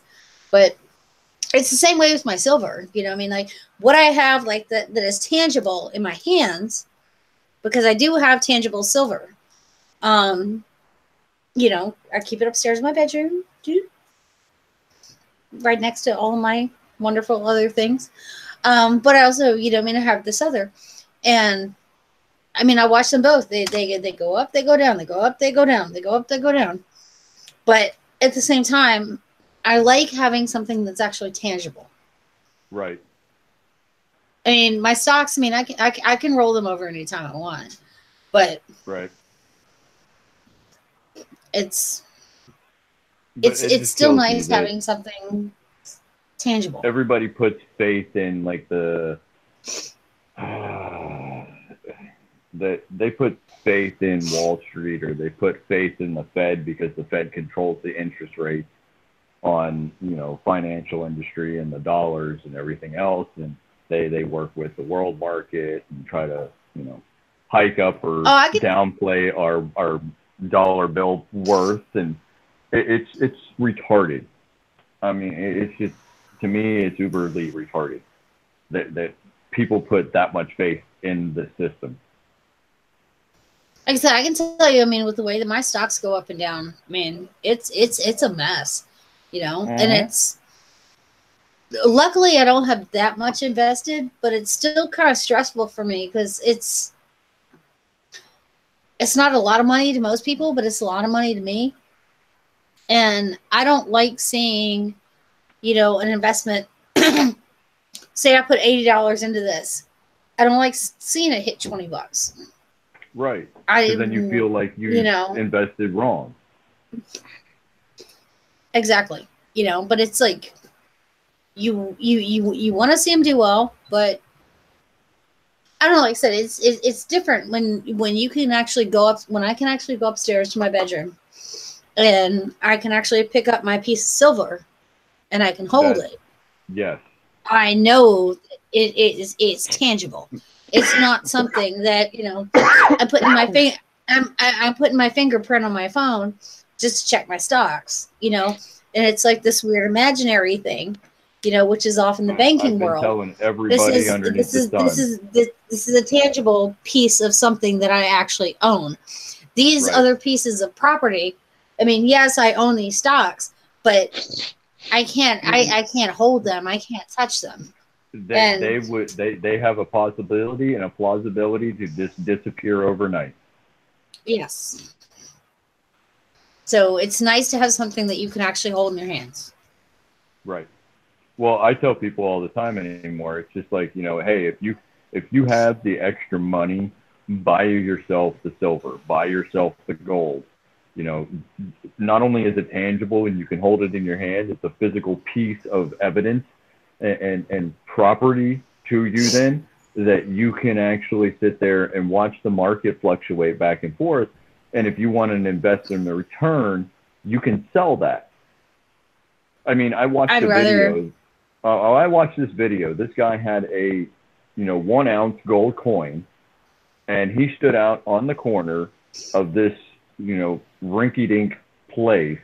And there was are you talking about the guy who was giving away the silver bar with the Hershey's bars? No, this one was an actual gold coin. It was an actual, 1 ounce. All right, because I was saying, I saw one where the guy was giving away a gold bar. I think the guy you're talking about, Amy, was like Dave Ridley or something like that. Yeah, he was. What would you rather have? A silver bar or Hershey bar? And everybody chose the Hershey bar. Everybody took the Hershey bar. Well, I would say, give me the. I'd have been like silver bar. I'd have been like silver bar. I was like, hell yeah. But everybody else wanted chocolate. I'm like, well, what made it stupid is that the guy had this coin, and he was standing on the corner of this little block, and right in the same plaza that he was standing in front of was it was a coin shop and jewelry store. And he was like, this coin, and he even told you beforehand, he was like, this coin right here, right now, at this value, is like $1,500. He was like, and I'm just looking for the first person to just give it away to. And he was out there, and he talked to like 12 or 13 people, and they wouldn't take it from him because they were just like, okay, well, what do you want for it? You know, this has got to be a scam, whatnot. And the one woman, he just looked at her. He was like, you have, what is that drink that you have there? And she was like, it's just a bottle of water. He was like, how much did that bottle of water cost you? She was like, well, you know, somewhere around $250. And he was like, okay, I will give you this gold coin for that bottle of water. She was like, no, thank you. And he was even telling people, you could take this coin and verify it at that coin shop over there. He was like, you can go right there, ask them, is this a real gold coin? And what is the value of it? He was like, and they will tell you right then and there. Nobody took it. He was even asked one guy, he was like, you know, he just looked at him. He was like, here, take this from me. The guy was like, no, I don't want to take it from you. He was like, no, I'm giving this to you. Take it from me. He was like, what? You got a bunch of gold coins sitting at your house? He was like, no, I don't have gold coins. He was like, but I'm just not going to take anything from you. He was like, I can't give this coin away. He was like, so that one, he was like, fine. The next couple of people that I talked to, he was like, I'm going to ask them if they're going to take it. If they don't take it, I'm going to tell them the whole story. So the next 3 or 4 people that he talked to, he was like, here, do you want this? Would you take this from me? Do you have gold coins at your house? They said no. He was like, do you want this? They said no. He was like, then you're just asked out $1,500 because of the fact that I just had this appraised over there and I was just giving you this for free and you didn't want it. I would have been like, heck yeah. That's what I said. I said, shit, if you're going to give me some money, I'm going to take it. It's like, I mean, that's a pretty good dose of money, too, you know? Right. $1,500 for one coin? Yeah. I'm like, yeah. Exactly. Even if I'm going to get a piece of plastic or something that's plated, and if you're just going to give it to me for free and I'm just going to be out, like, you know, nothing or a couple bucks, okay, still, so whatever. People spend frivolous money on stupid crap every day. Like beer? Like beer? Yeah. Yeah. We've spent some money on some beer. Yeah, over the 5 years, we've spent some money on some beers. Me and Amy also know about the. Me and Amy also know the price point of what we've spent on some beer. Essentially, yes, we definitely do. Yes, we've definitely put out some money. Yeah, I still got a little bit of that Sam's Utopia left, so I'm kind of still cheesing on it. You're such a nerd.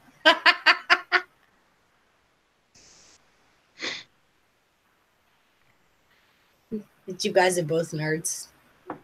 Yeah, just a little bit.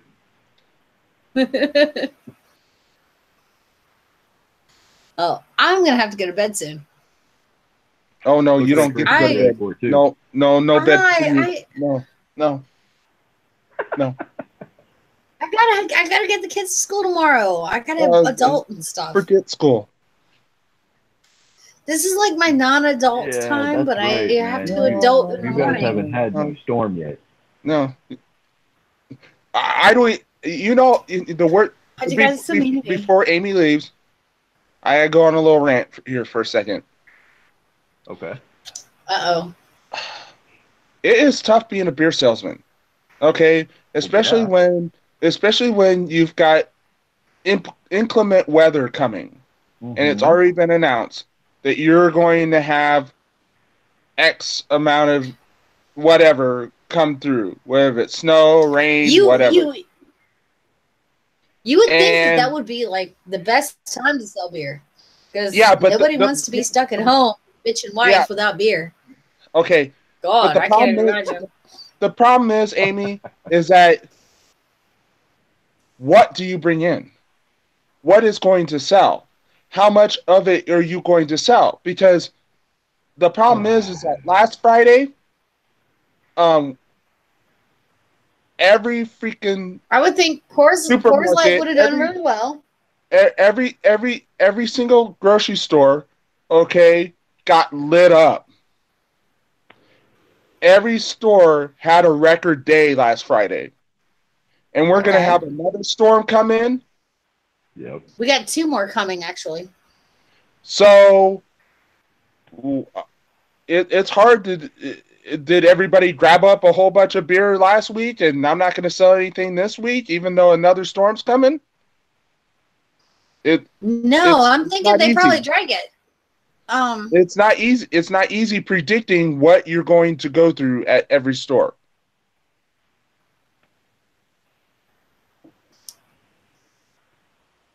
Well, unfortunately, Well, the I big mean, three is going to be the best sellers. Yeah, I was gonna say. I mean, I would just go with safe. I mean, And what I've done for this week, I sold in the same amount that I did last week. And right. went Well, I with mean, it. here's the thing. You got people who are going to be desperate for alcohol. Okay, you're thinking about a bunch of guys that are stuck at home with their bitching ass wives, with their crazy ass kids, stuck in the house and absolutely fucking miserable. So, beer is like sex and pizza. Even when it's bad, it's still good to have some. So, it doesn't really matter what you put in the stores. As long as they have alcohol, they're going to be happier. So, go with what you know. Stick with the basics and just go with it. Don't try to go with anything fancy. Just go with what you know.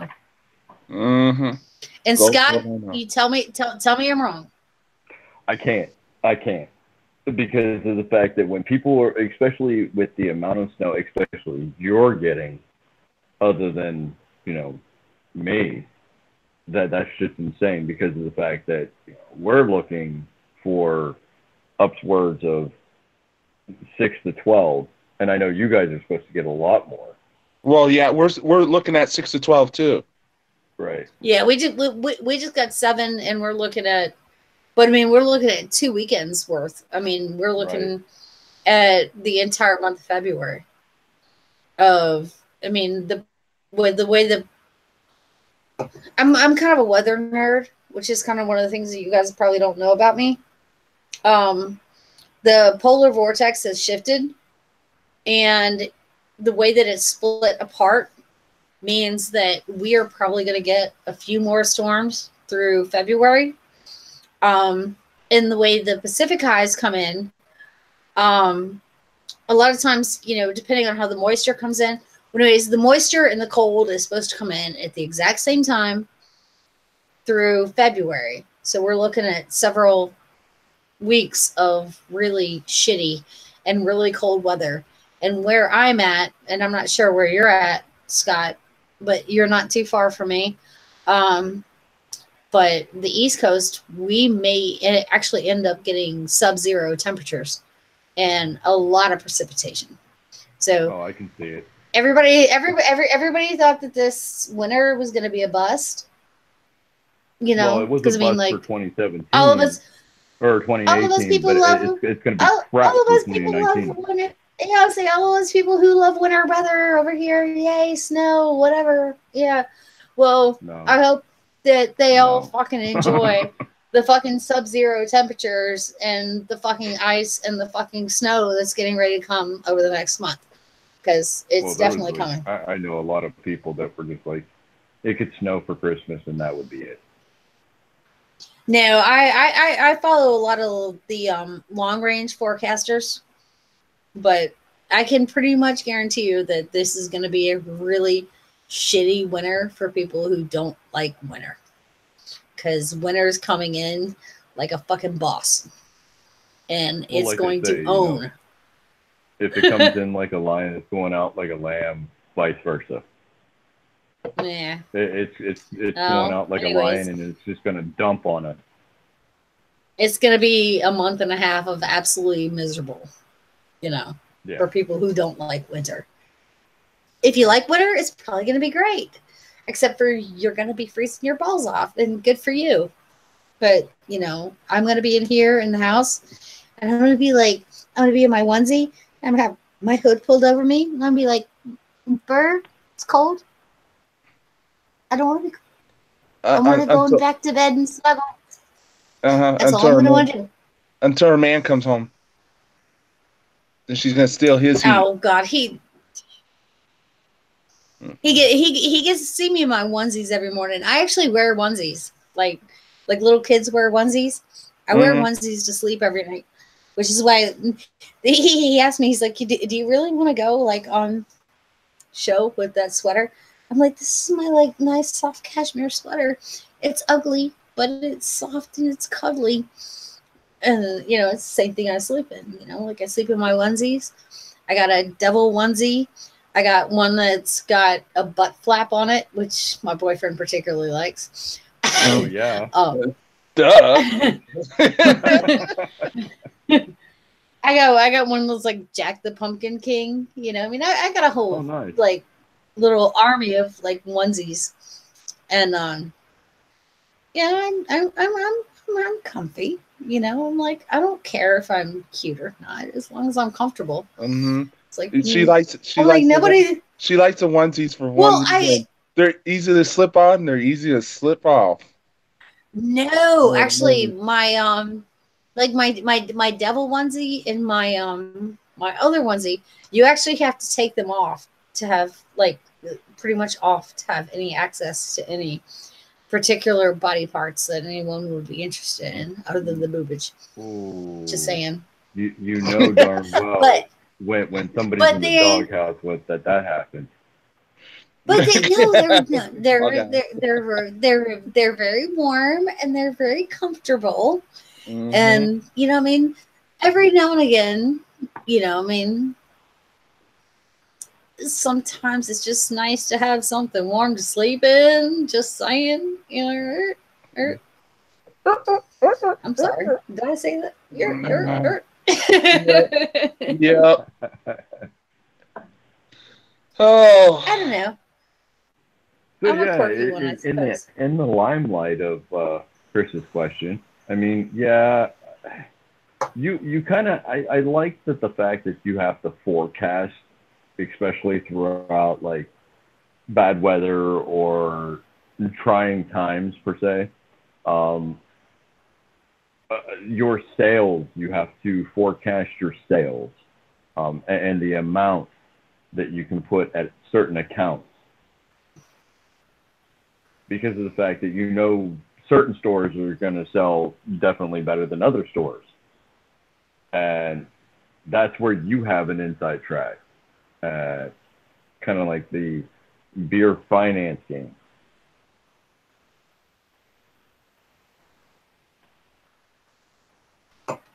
Yeah, but you've got so much. I don't know where you live, Scott, but here in Springfield, you got so much competition. With everybody with stores and stuff like that. We just closed two. There's 2 stores that just closed in the last 6 months, and Springfield still is oversaturated with grocery stores. So it also depends on who's got the better deals too. Yeah, I can see that.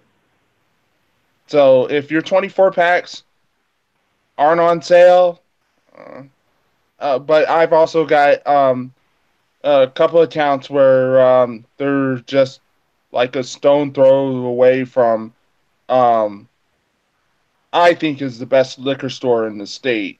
The liquor store chain in the state, and that happens to be Benny's. and they do a killer freaking business. I mean, the week of Christmas, the week of New Year's, we just my company alone, we sent in anywhere between 2,000 and 3,000 cases of beer for Wow. one account. Yeah. Nice. And my peddly little 150 cases in one account is just like, yeah, I wish I could bring in 3,000 cases. Right. But it's just but I will tell you one thing though. Living in the state capital, and that's what Springfield is, we're the state capital of Illinois. There's a lot of fucking heavy drinkers in this town. Let me tell you. There are a lot of drinkers. A lot of drinkers. But yet beer sales are down. So yeah, but beer sales are down. All right, well, boys, I gotta get ready for bed. We'll go to bed. Okay, I'm sorry. We don't need you. I know. I just wanted to hightail your pretty butt out of here. All right, Leave. I love you guys. I'm going to bed. Bye. I gotta get my kids to school at 7:00 in the morning. I mean, for Whatever. fuck's sake. Goodbye. Well, at least yours is going to have school. I don't even know if mine's going to have school yet. Mine do. Oh. Christopher, mind your manners. Thank you for the beers. Bye. He's like, bye. That's funny. So, other than that, it's just, I don't know. I just hate the unpredictability of the weather. I get because they could say, oh, we're gonna get 6 to 12, and the grocery stores get slam packed and stuff like that, and you don't sell any beer. And then you've got a whole bunch of backstock that you got to get rid of. Yep. It's just like, well, I brought in a whole bunch. I brought in a whole bunch Friday, and I didn't sell anything. So guess who doesn't bring in a whole bunch on Tuesday? Me. Right. So. What's the worst too is that even the weather itself is unpredictable. So right. Even if they call for 6 to 12, and then you might get dusting, like 2 to 4. Right. Or you could get 10 to 15. Right. So and then therefore people are just like they're trying to truck to the grocery store just to grab provisionals, and it's just like the shelves are already empty. Right. I mean, but then again, that's another thing too. Is that you can account for the late gamers. That's what I call them. Is like you already have had this information that this storm is coming for almost like at least a week, and right. You didn't go out to the grocery store and grab what you needed before then. And then you got your late gamers that are there like the day before or the day of. Yep. Trying to beat the storm and grabbing up everything. So I mean that can attest for some sales as well. I know that the milk guys do well. I know the bread guys make a killing. The eggs, they make a killing. The soda guys make a killing. Not so much as beer guys. Man, we need to also get out there.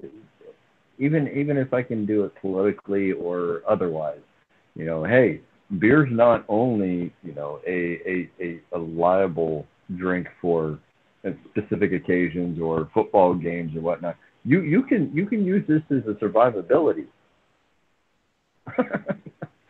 It's got nourishment to it as well, if done right.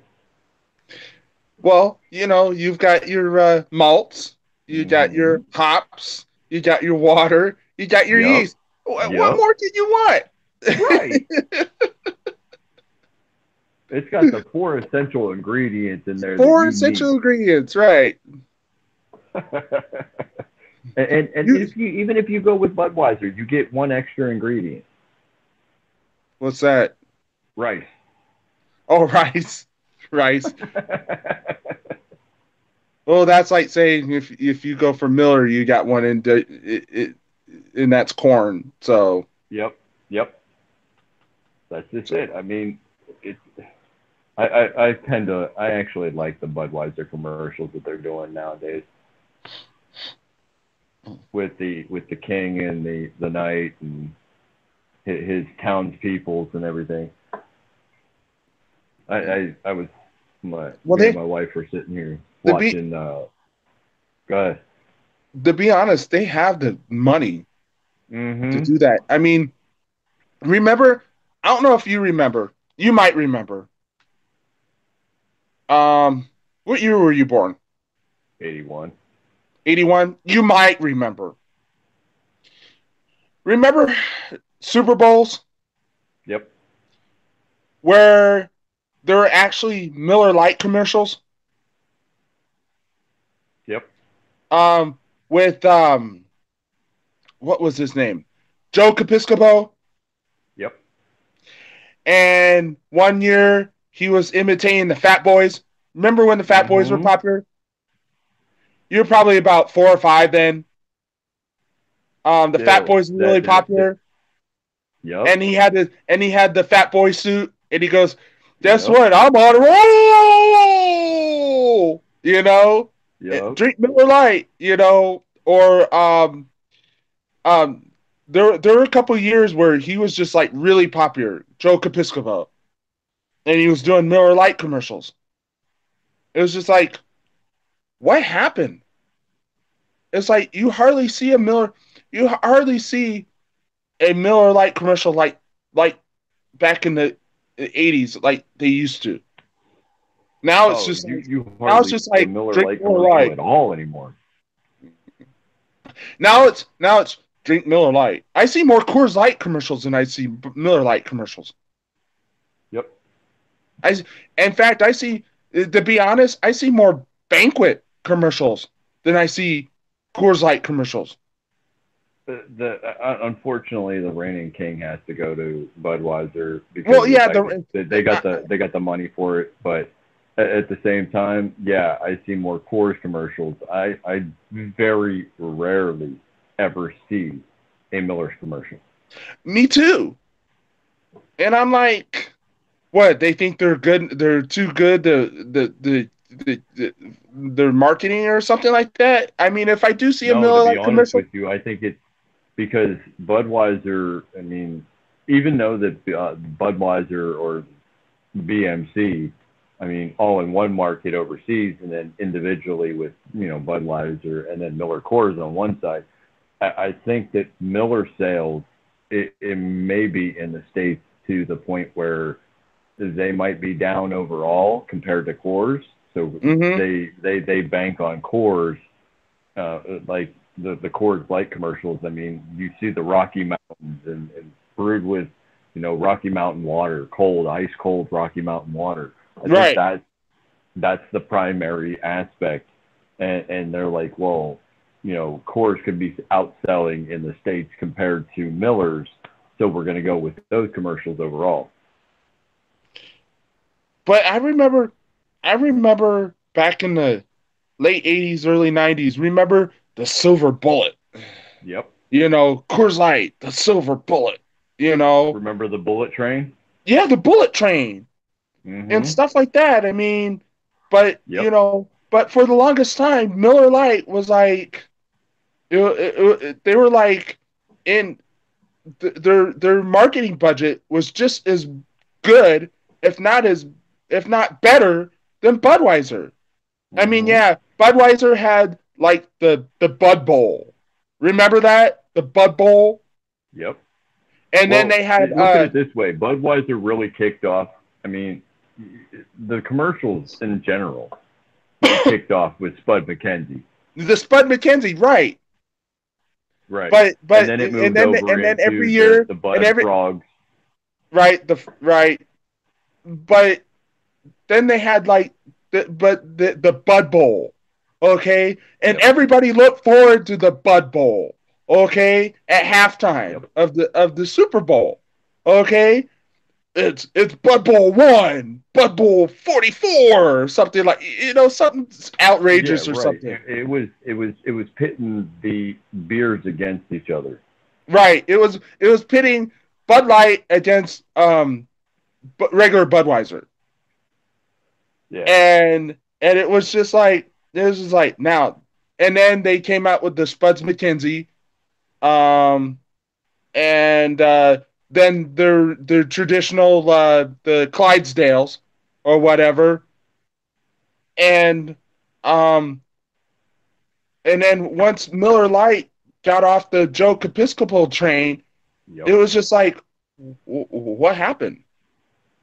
It's I like mean, I'm old enough to even remember the last era of Pabst Blue Ribbon commercials, yes, and it was just like that was the end of their commercials.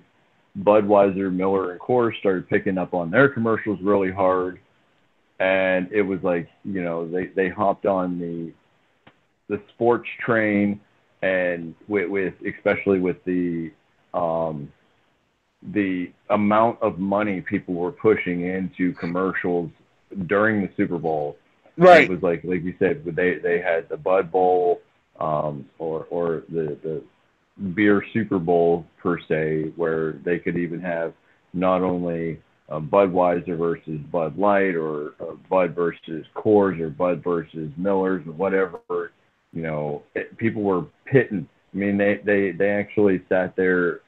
Certain bars and restaurants even had their own bowls on the Super Bowl on who drank more of which beer. And I mean, it gave people a rhyme and reason back then to, I hate to say it this way, but drink more of a certain beer or their favorite beer. And it was like, once the commercials started getting more outrageous and more landish with the fake actors, I'd like to say, within the animal community, with the dogs, the cats, and the frogs and whatnot. I mean, remember the time where the commercial was the women would open up the freezers and they would just bend over and grab the beers out, or they were up in the Rocky Mountains and they were in their bikinis, but they had like hats on that were like a fur. Those commercials everybody loved because of the fact that the mass majority at that time they were calculating were men drinkers. What right. do men like? They like beautiful women. They like their beer. So let's put them in a bikini. Let's put them in like a snowy weather scenery and drinking this beer. Come get your beer here. This ice frosty cold. And people would just go out and buy beer just because they seen those commercials. Yep.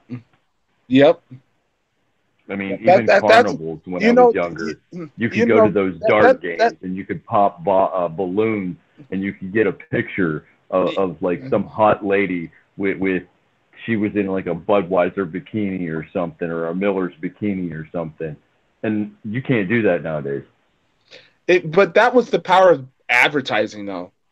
Right. I mean, how many times did you go grocery shopping as a little kid with your mom or your dad or whatever, and you're like, oh, I want some Lucky Charms, or I want Cocoa Crisp, or I want this because you saw the commercial on TV. Yep. Oh, I want some Rice Krispies, or especially cereal. Cereal. Or I want Trix, or I want some Captain Crunch, or some Fruity Pebbles or something. When I was young, it was like it was Nintendo everything. And then Yeah. during like the mid to late 80s, they came out with a Nintendo cereal. It was Right. a 2-pack bag that were in a single box. One was Super Mario Brothers and the other one was Zelda. And we just had to buy absolutely nothing but that every time I Right. went to the grocery store. I remember those cereals, but yeah, it's and anybody that says that advertising isn't a powerful thing is Oh, it just is. stupid. It's Yeah, stupid it is. because it is powerful. I'm just, I guess it's the way that you use it. I guess is just Oh yeah. because because what's the main purpose? What's the main purpose of advertising? To get people to buy your product. Right. But I then mean, they put small you don't subliminal advertise, you messages don't in there to advertise make you something, want it even more. right? You don't advertise something, you okay, just so people could turn off to your product. I mean, it does happen, okay? Right. But 8 times out of 10, you're advertising to get people to buy your product. Right. I mean, I mean, I mean, Jim Cook sometimes, learned Jim Cook I mean, learned that later on in the game because of the fact that he was just like wondering why is only certain demographics areas buying my beer, and they're just like, well, what advertising do you have out there? Because it was only in the Boston area, even though his beer was East Coast wide by then, and right, he's like, well, I do radio shows, I do interviews, and they were like, but that's only located to the greater Boston area. They're like, you got to get out there, you got to do a commercial or something. And one of the first commercials, I know that it's still on YouTube somewhere. It was a guy, and he was sitting there on a table, like kind of like how I am now. If I'm sitting here, my desk is right next to me, and he's just sitting there. I don't know if he was reading a book or a newspaper off the top of my head, but he goes and opens his Sam Adams. He pops the top, sets it down, and you see this guy in the distance as he's drinking his beer out of a glass or out of the bottle, and you see this guy robs this lady and then run away, and he takes this cap and he whips it at this guy and it hits him in the back of the head, and as he drops, you see the cap and it says, "That's what's inside." That was their tagline back in like the late 80s, early 90s. You could get caps and you could flip them over, and it says, you're drinking a Sam Adams. That's what's inside. That's one of the very first earliest commercials that I can remember. see, I don't remember that though. I remember the first Sam Adams commercials where they're doing the taste test or whatever. Yep, I got a lot of those too. There was, I want to say that there was almost 40 different taste test commercials. Yes, something like that. Right. Yeah, because there was a lot of them. I got quite a few of them, but I'm missing certain numbers of them, and I was just like, Because when I saw those taste test commercials, I wasn't quite in the craft beer yet. yeah, All right, and I'm like, who the fuck is this Sam Adams? I'm sitting there drinking High Life, or Ice House or Red Dog. right. Remember Red Dog? Right. Okay. Yep. And and I'm sitting there going, well, who is this Sam Adams? Type thing. I already knew about like New Belgium because I'm from Oh, yeah. Colorado. Right. I already knew about the Fat Tire and stuff like that. There was a time when you couldn't get Fat Tire on this side of the Mississippi. Right. But yeah, I already knew about like Fat Tire and stuff like that. But it was like Sam Adams. I've seen their stuff on the shelf, but who are these guys? So, and then they're doing the taste testing or whatever, and that kind of got me to thinking, maybe there is something else. And then I used to drink Fat Tire, whenever I had a little extra money or whatnot, just to get out of the monotony of like High Life and Ice House and you know uh, the Keystone Light and stuff like that. Oh, So, and then it just went on from there, I guess. Have you had, and I know we just got a shipment of it. Have you had the Resilience yet? The Sierra Nevada Resilience IPA yet?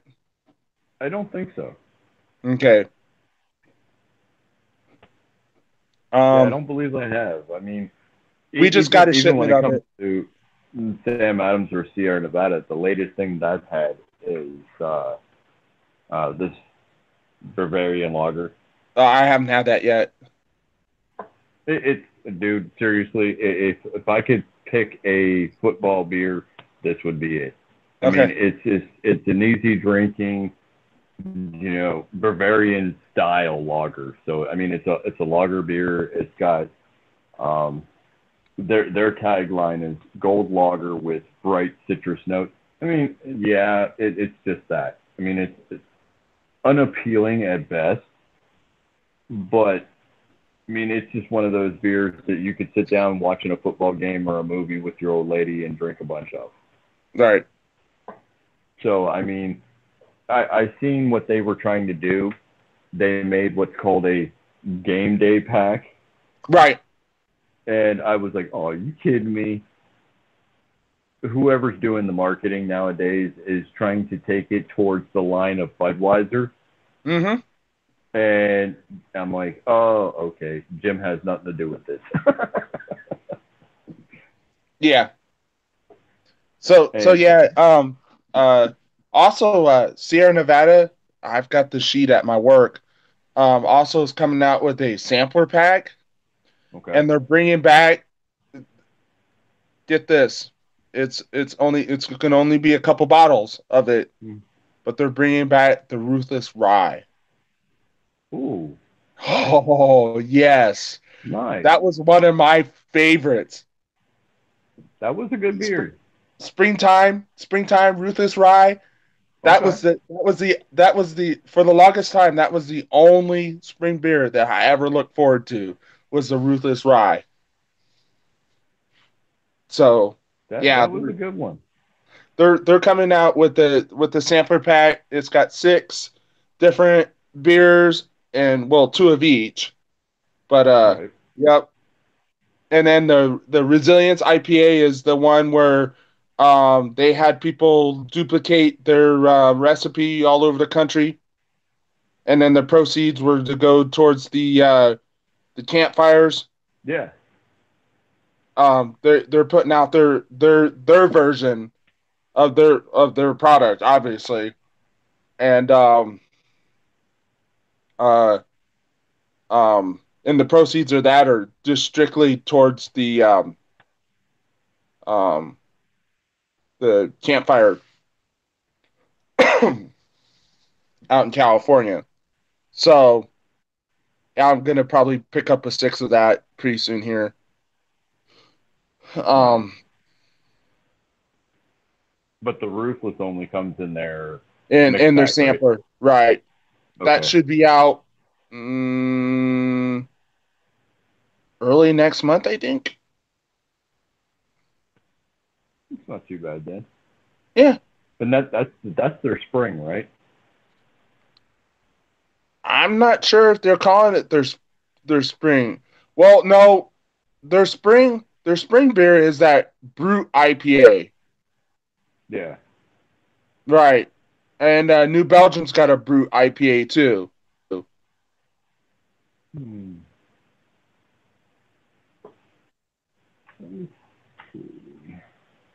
So the Resilience is a one-shot limited thing. Let's see. What does Sierra Nevada have new coming out? Portland. No, let's just scroll all the way down. Else.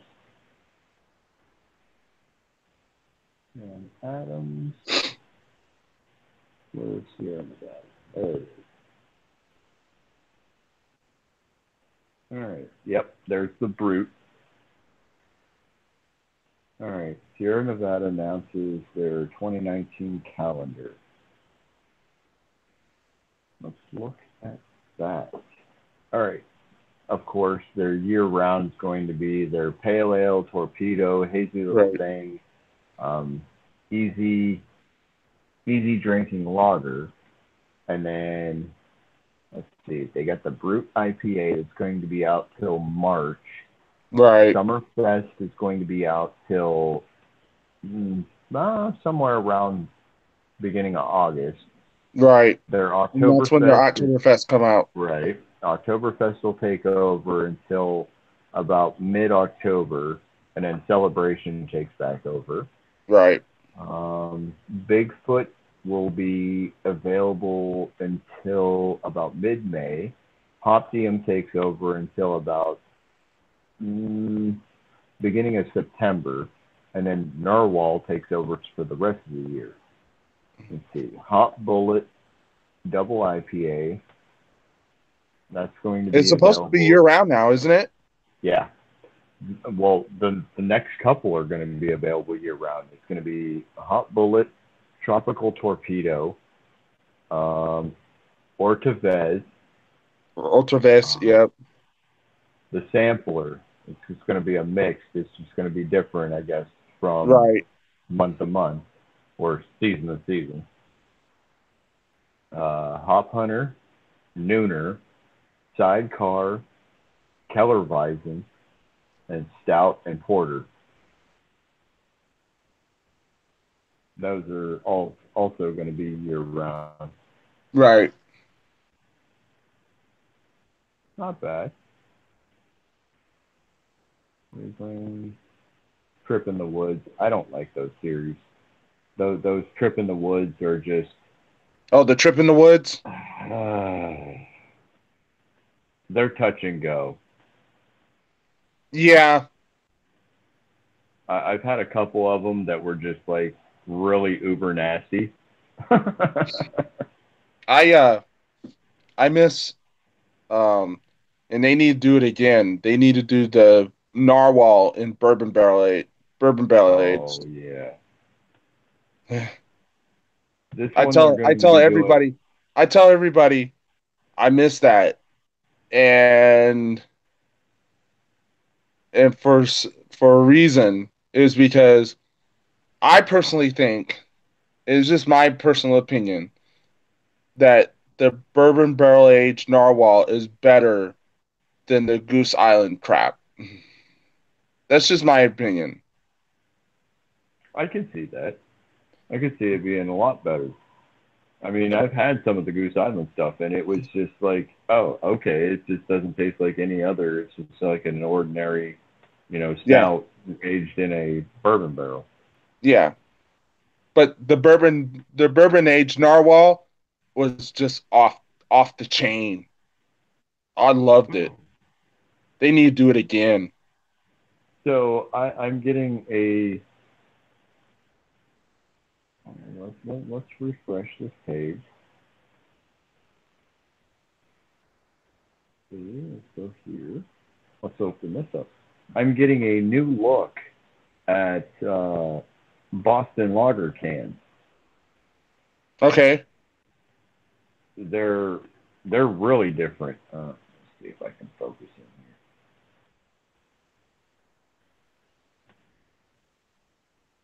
That's what they're going to look like. That again seems more like big brand beer to me than anything. Right.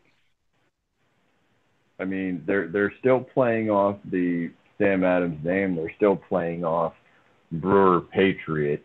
And cheers to yours. Distinctively complex and balanced. 5%. Only the finest malts, 2-row pale blend, 60 caramel hops, noble hops, Hallertau, middle fruit, and Tettnanger. So they got the ingredients on the bottle, or whatever. I think this is just cans. Updating Boston Lager cans.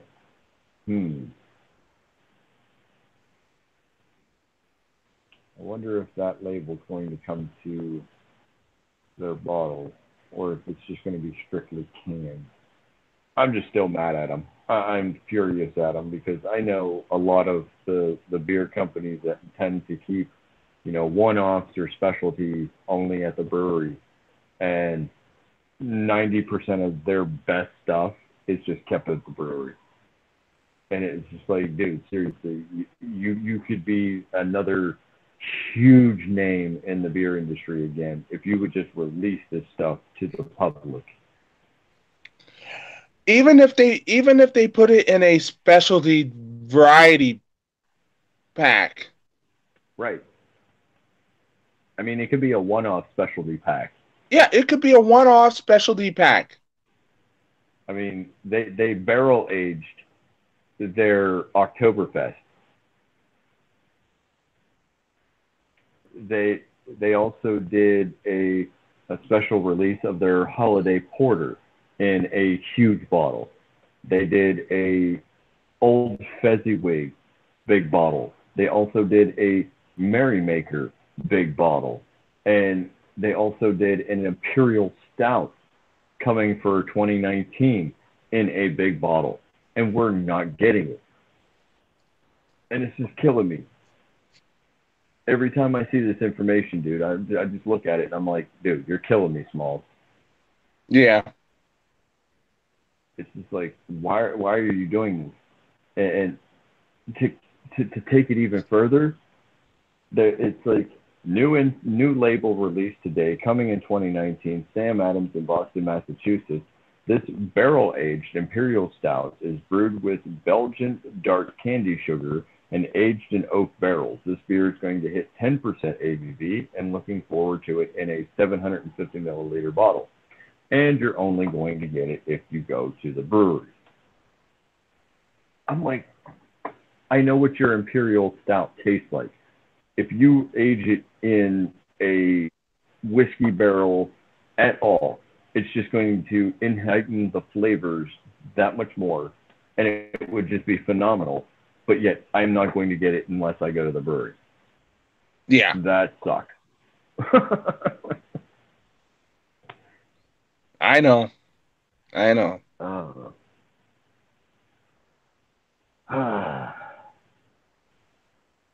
But on that note, I think I'm going to hit the bed. Yeah, I better hit the hay too. Tomorrow's a big day. Always a big day. Thursdays. Ugh. Oh, yeah. You're getting closer to payday, so therefore people are going to want to spend their money. Yep. All right. Yeah. Well, thanks for coming on, man. Not a problem, man. So I'll catch you guys next time. Shoot me a message or link me up in your post, and okay. I'll try to jump on when I can. All right. All that right, sounds man. good to me. Have a good night. night. All right. Thanks a lot, man. Bye.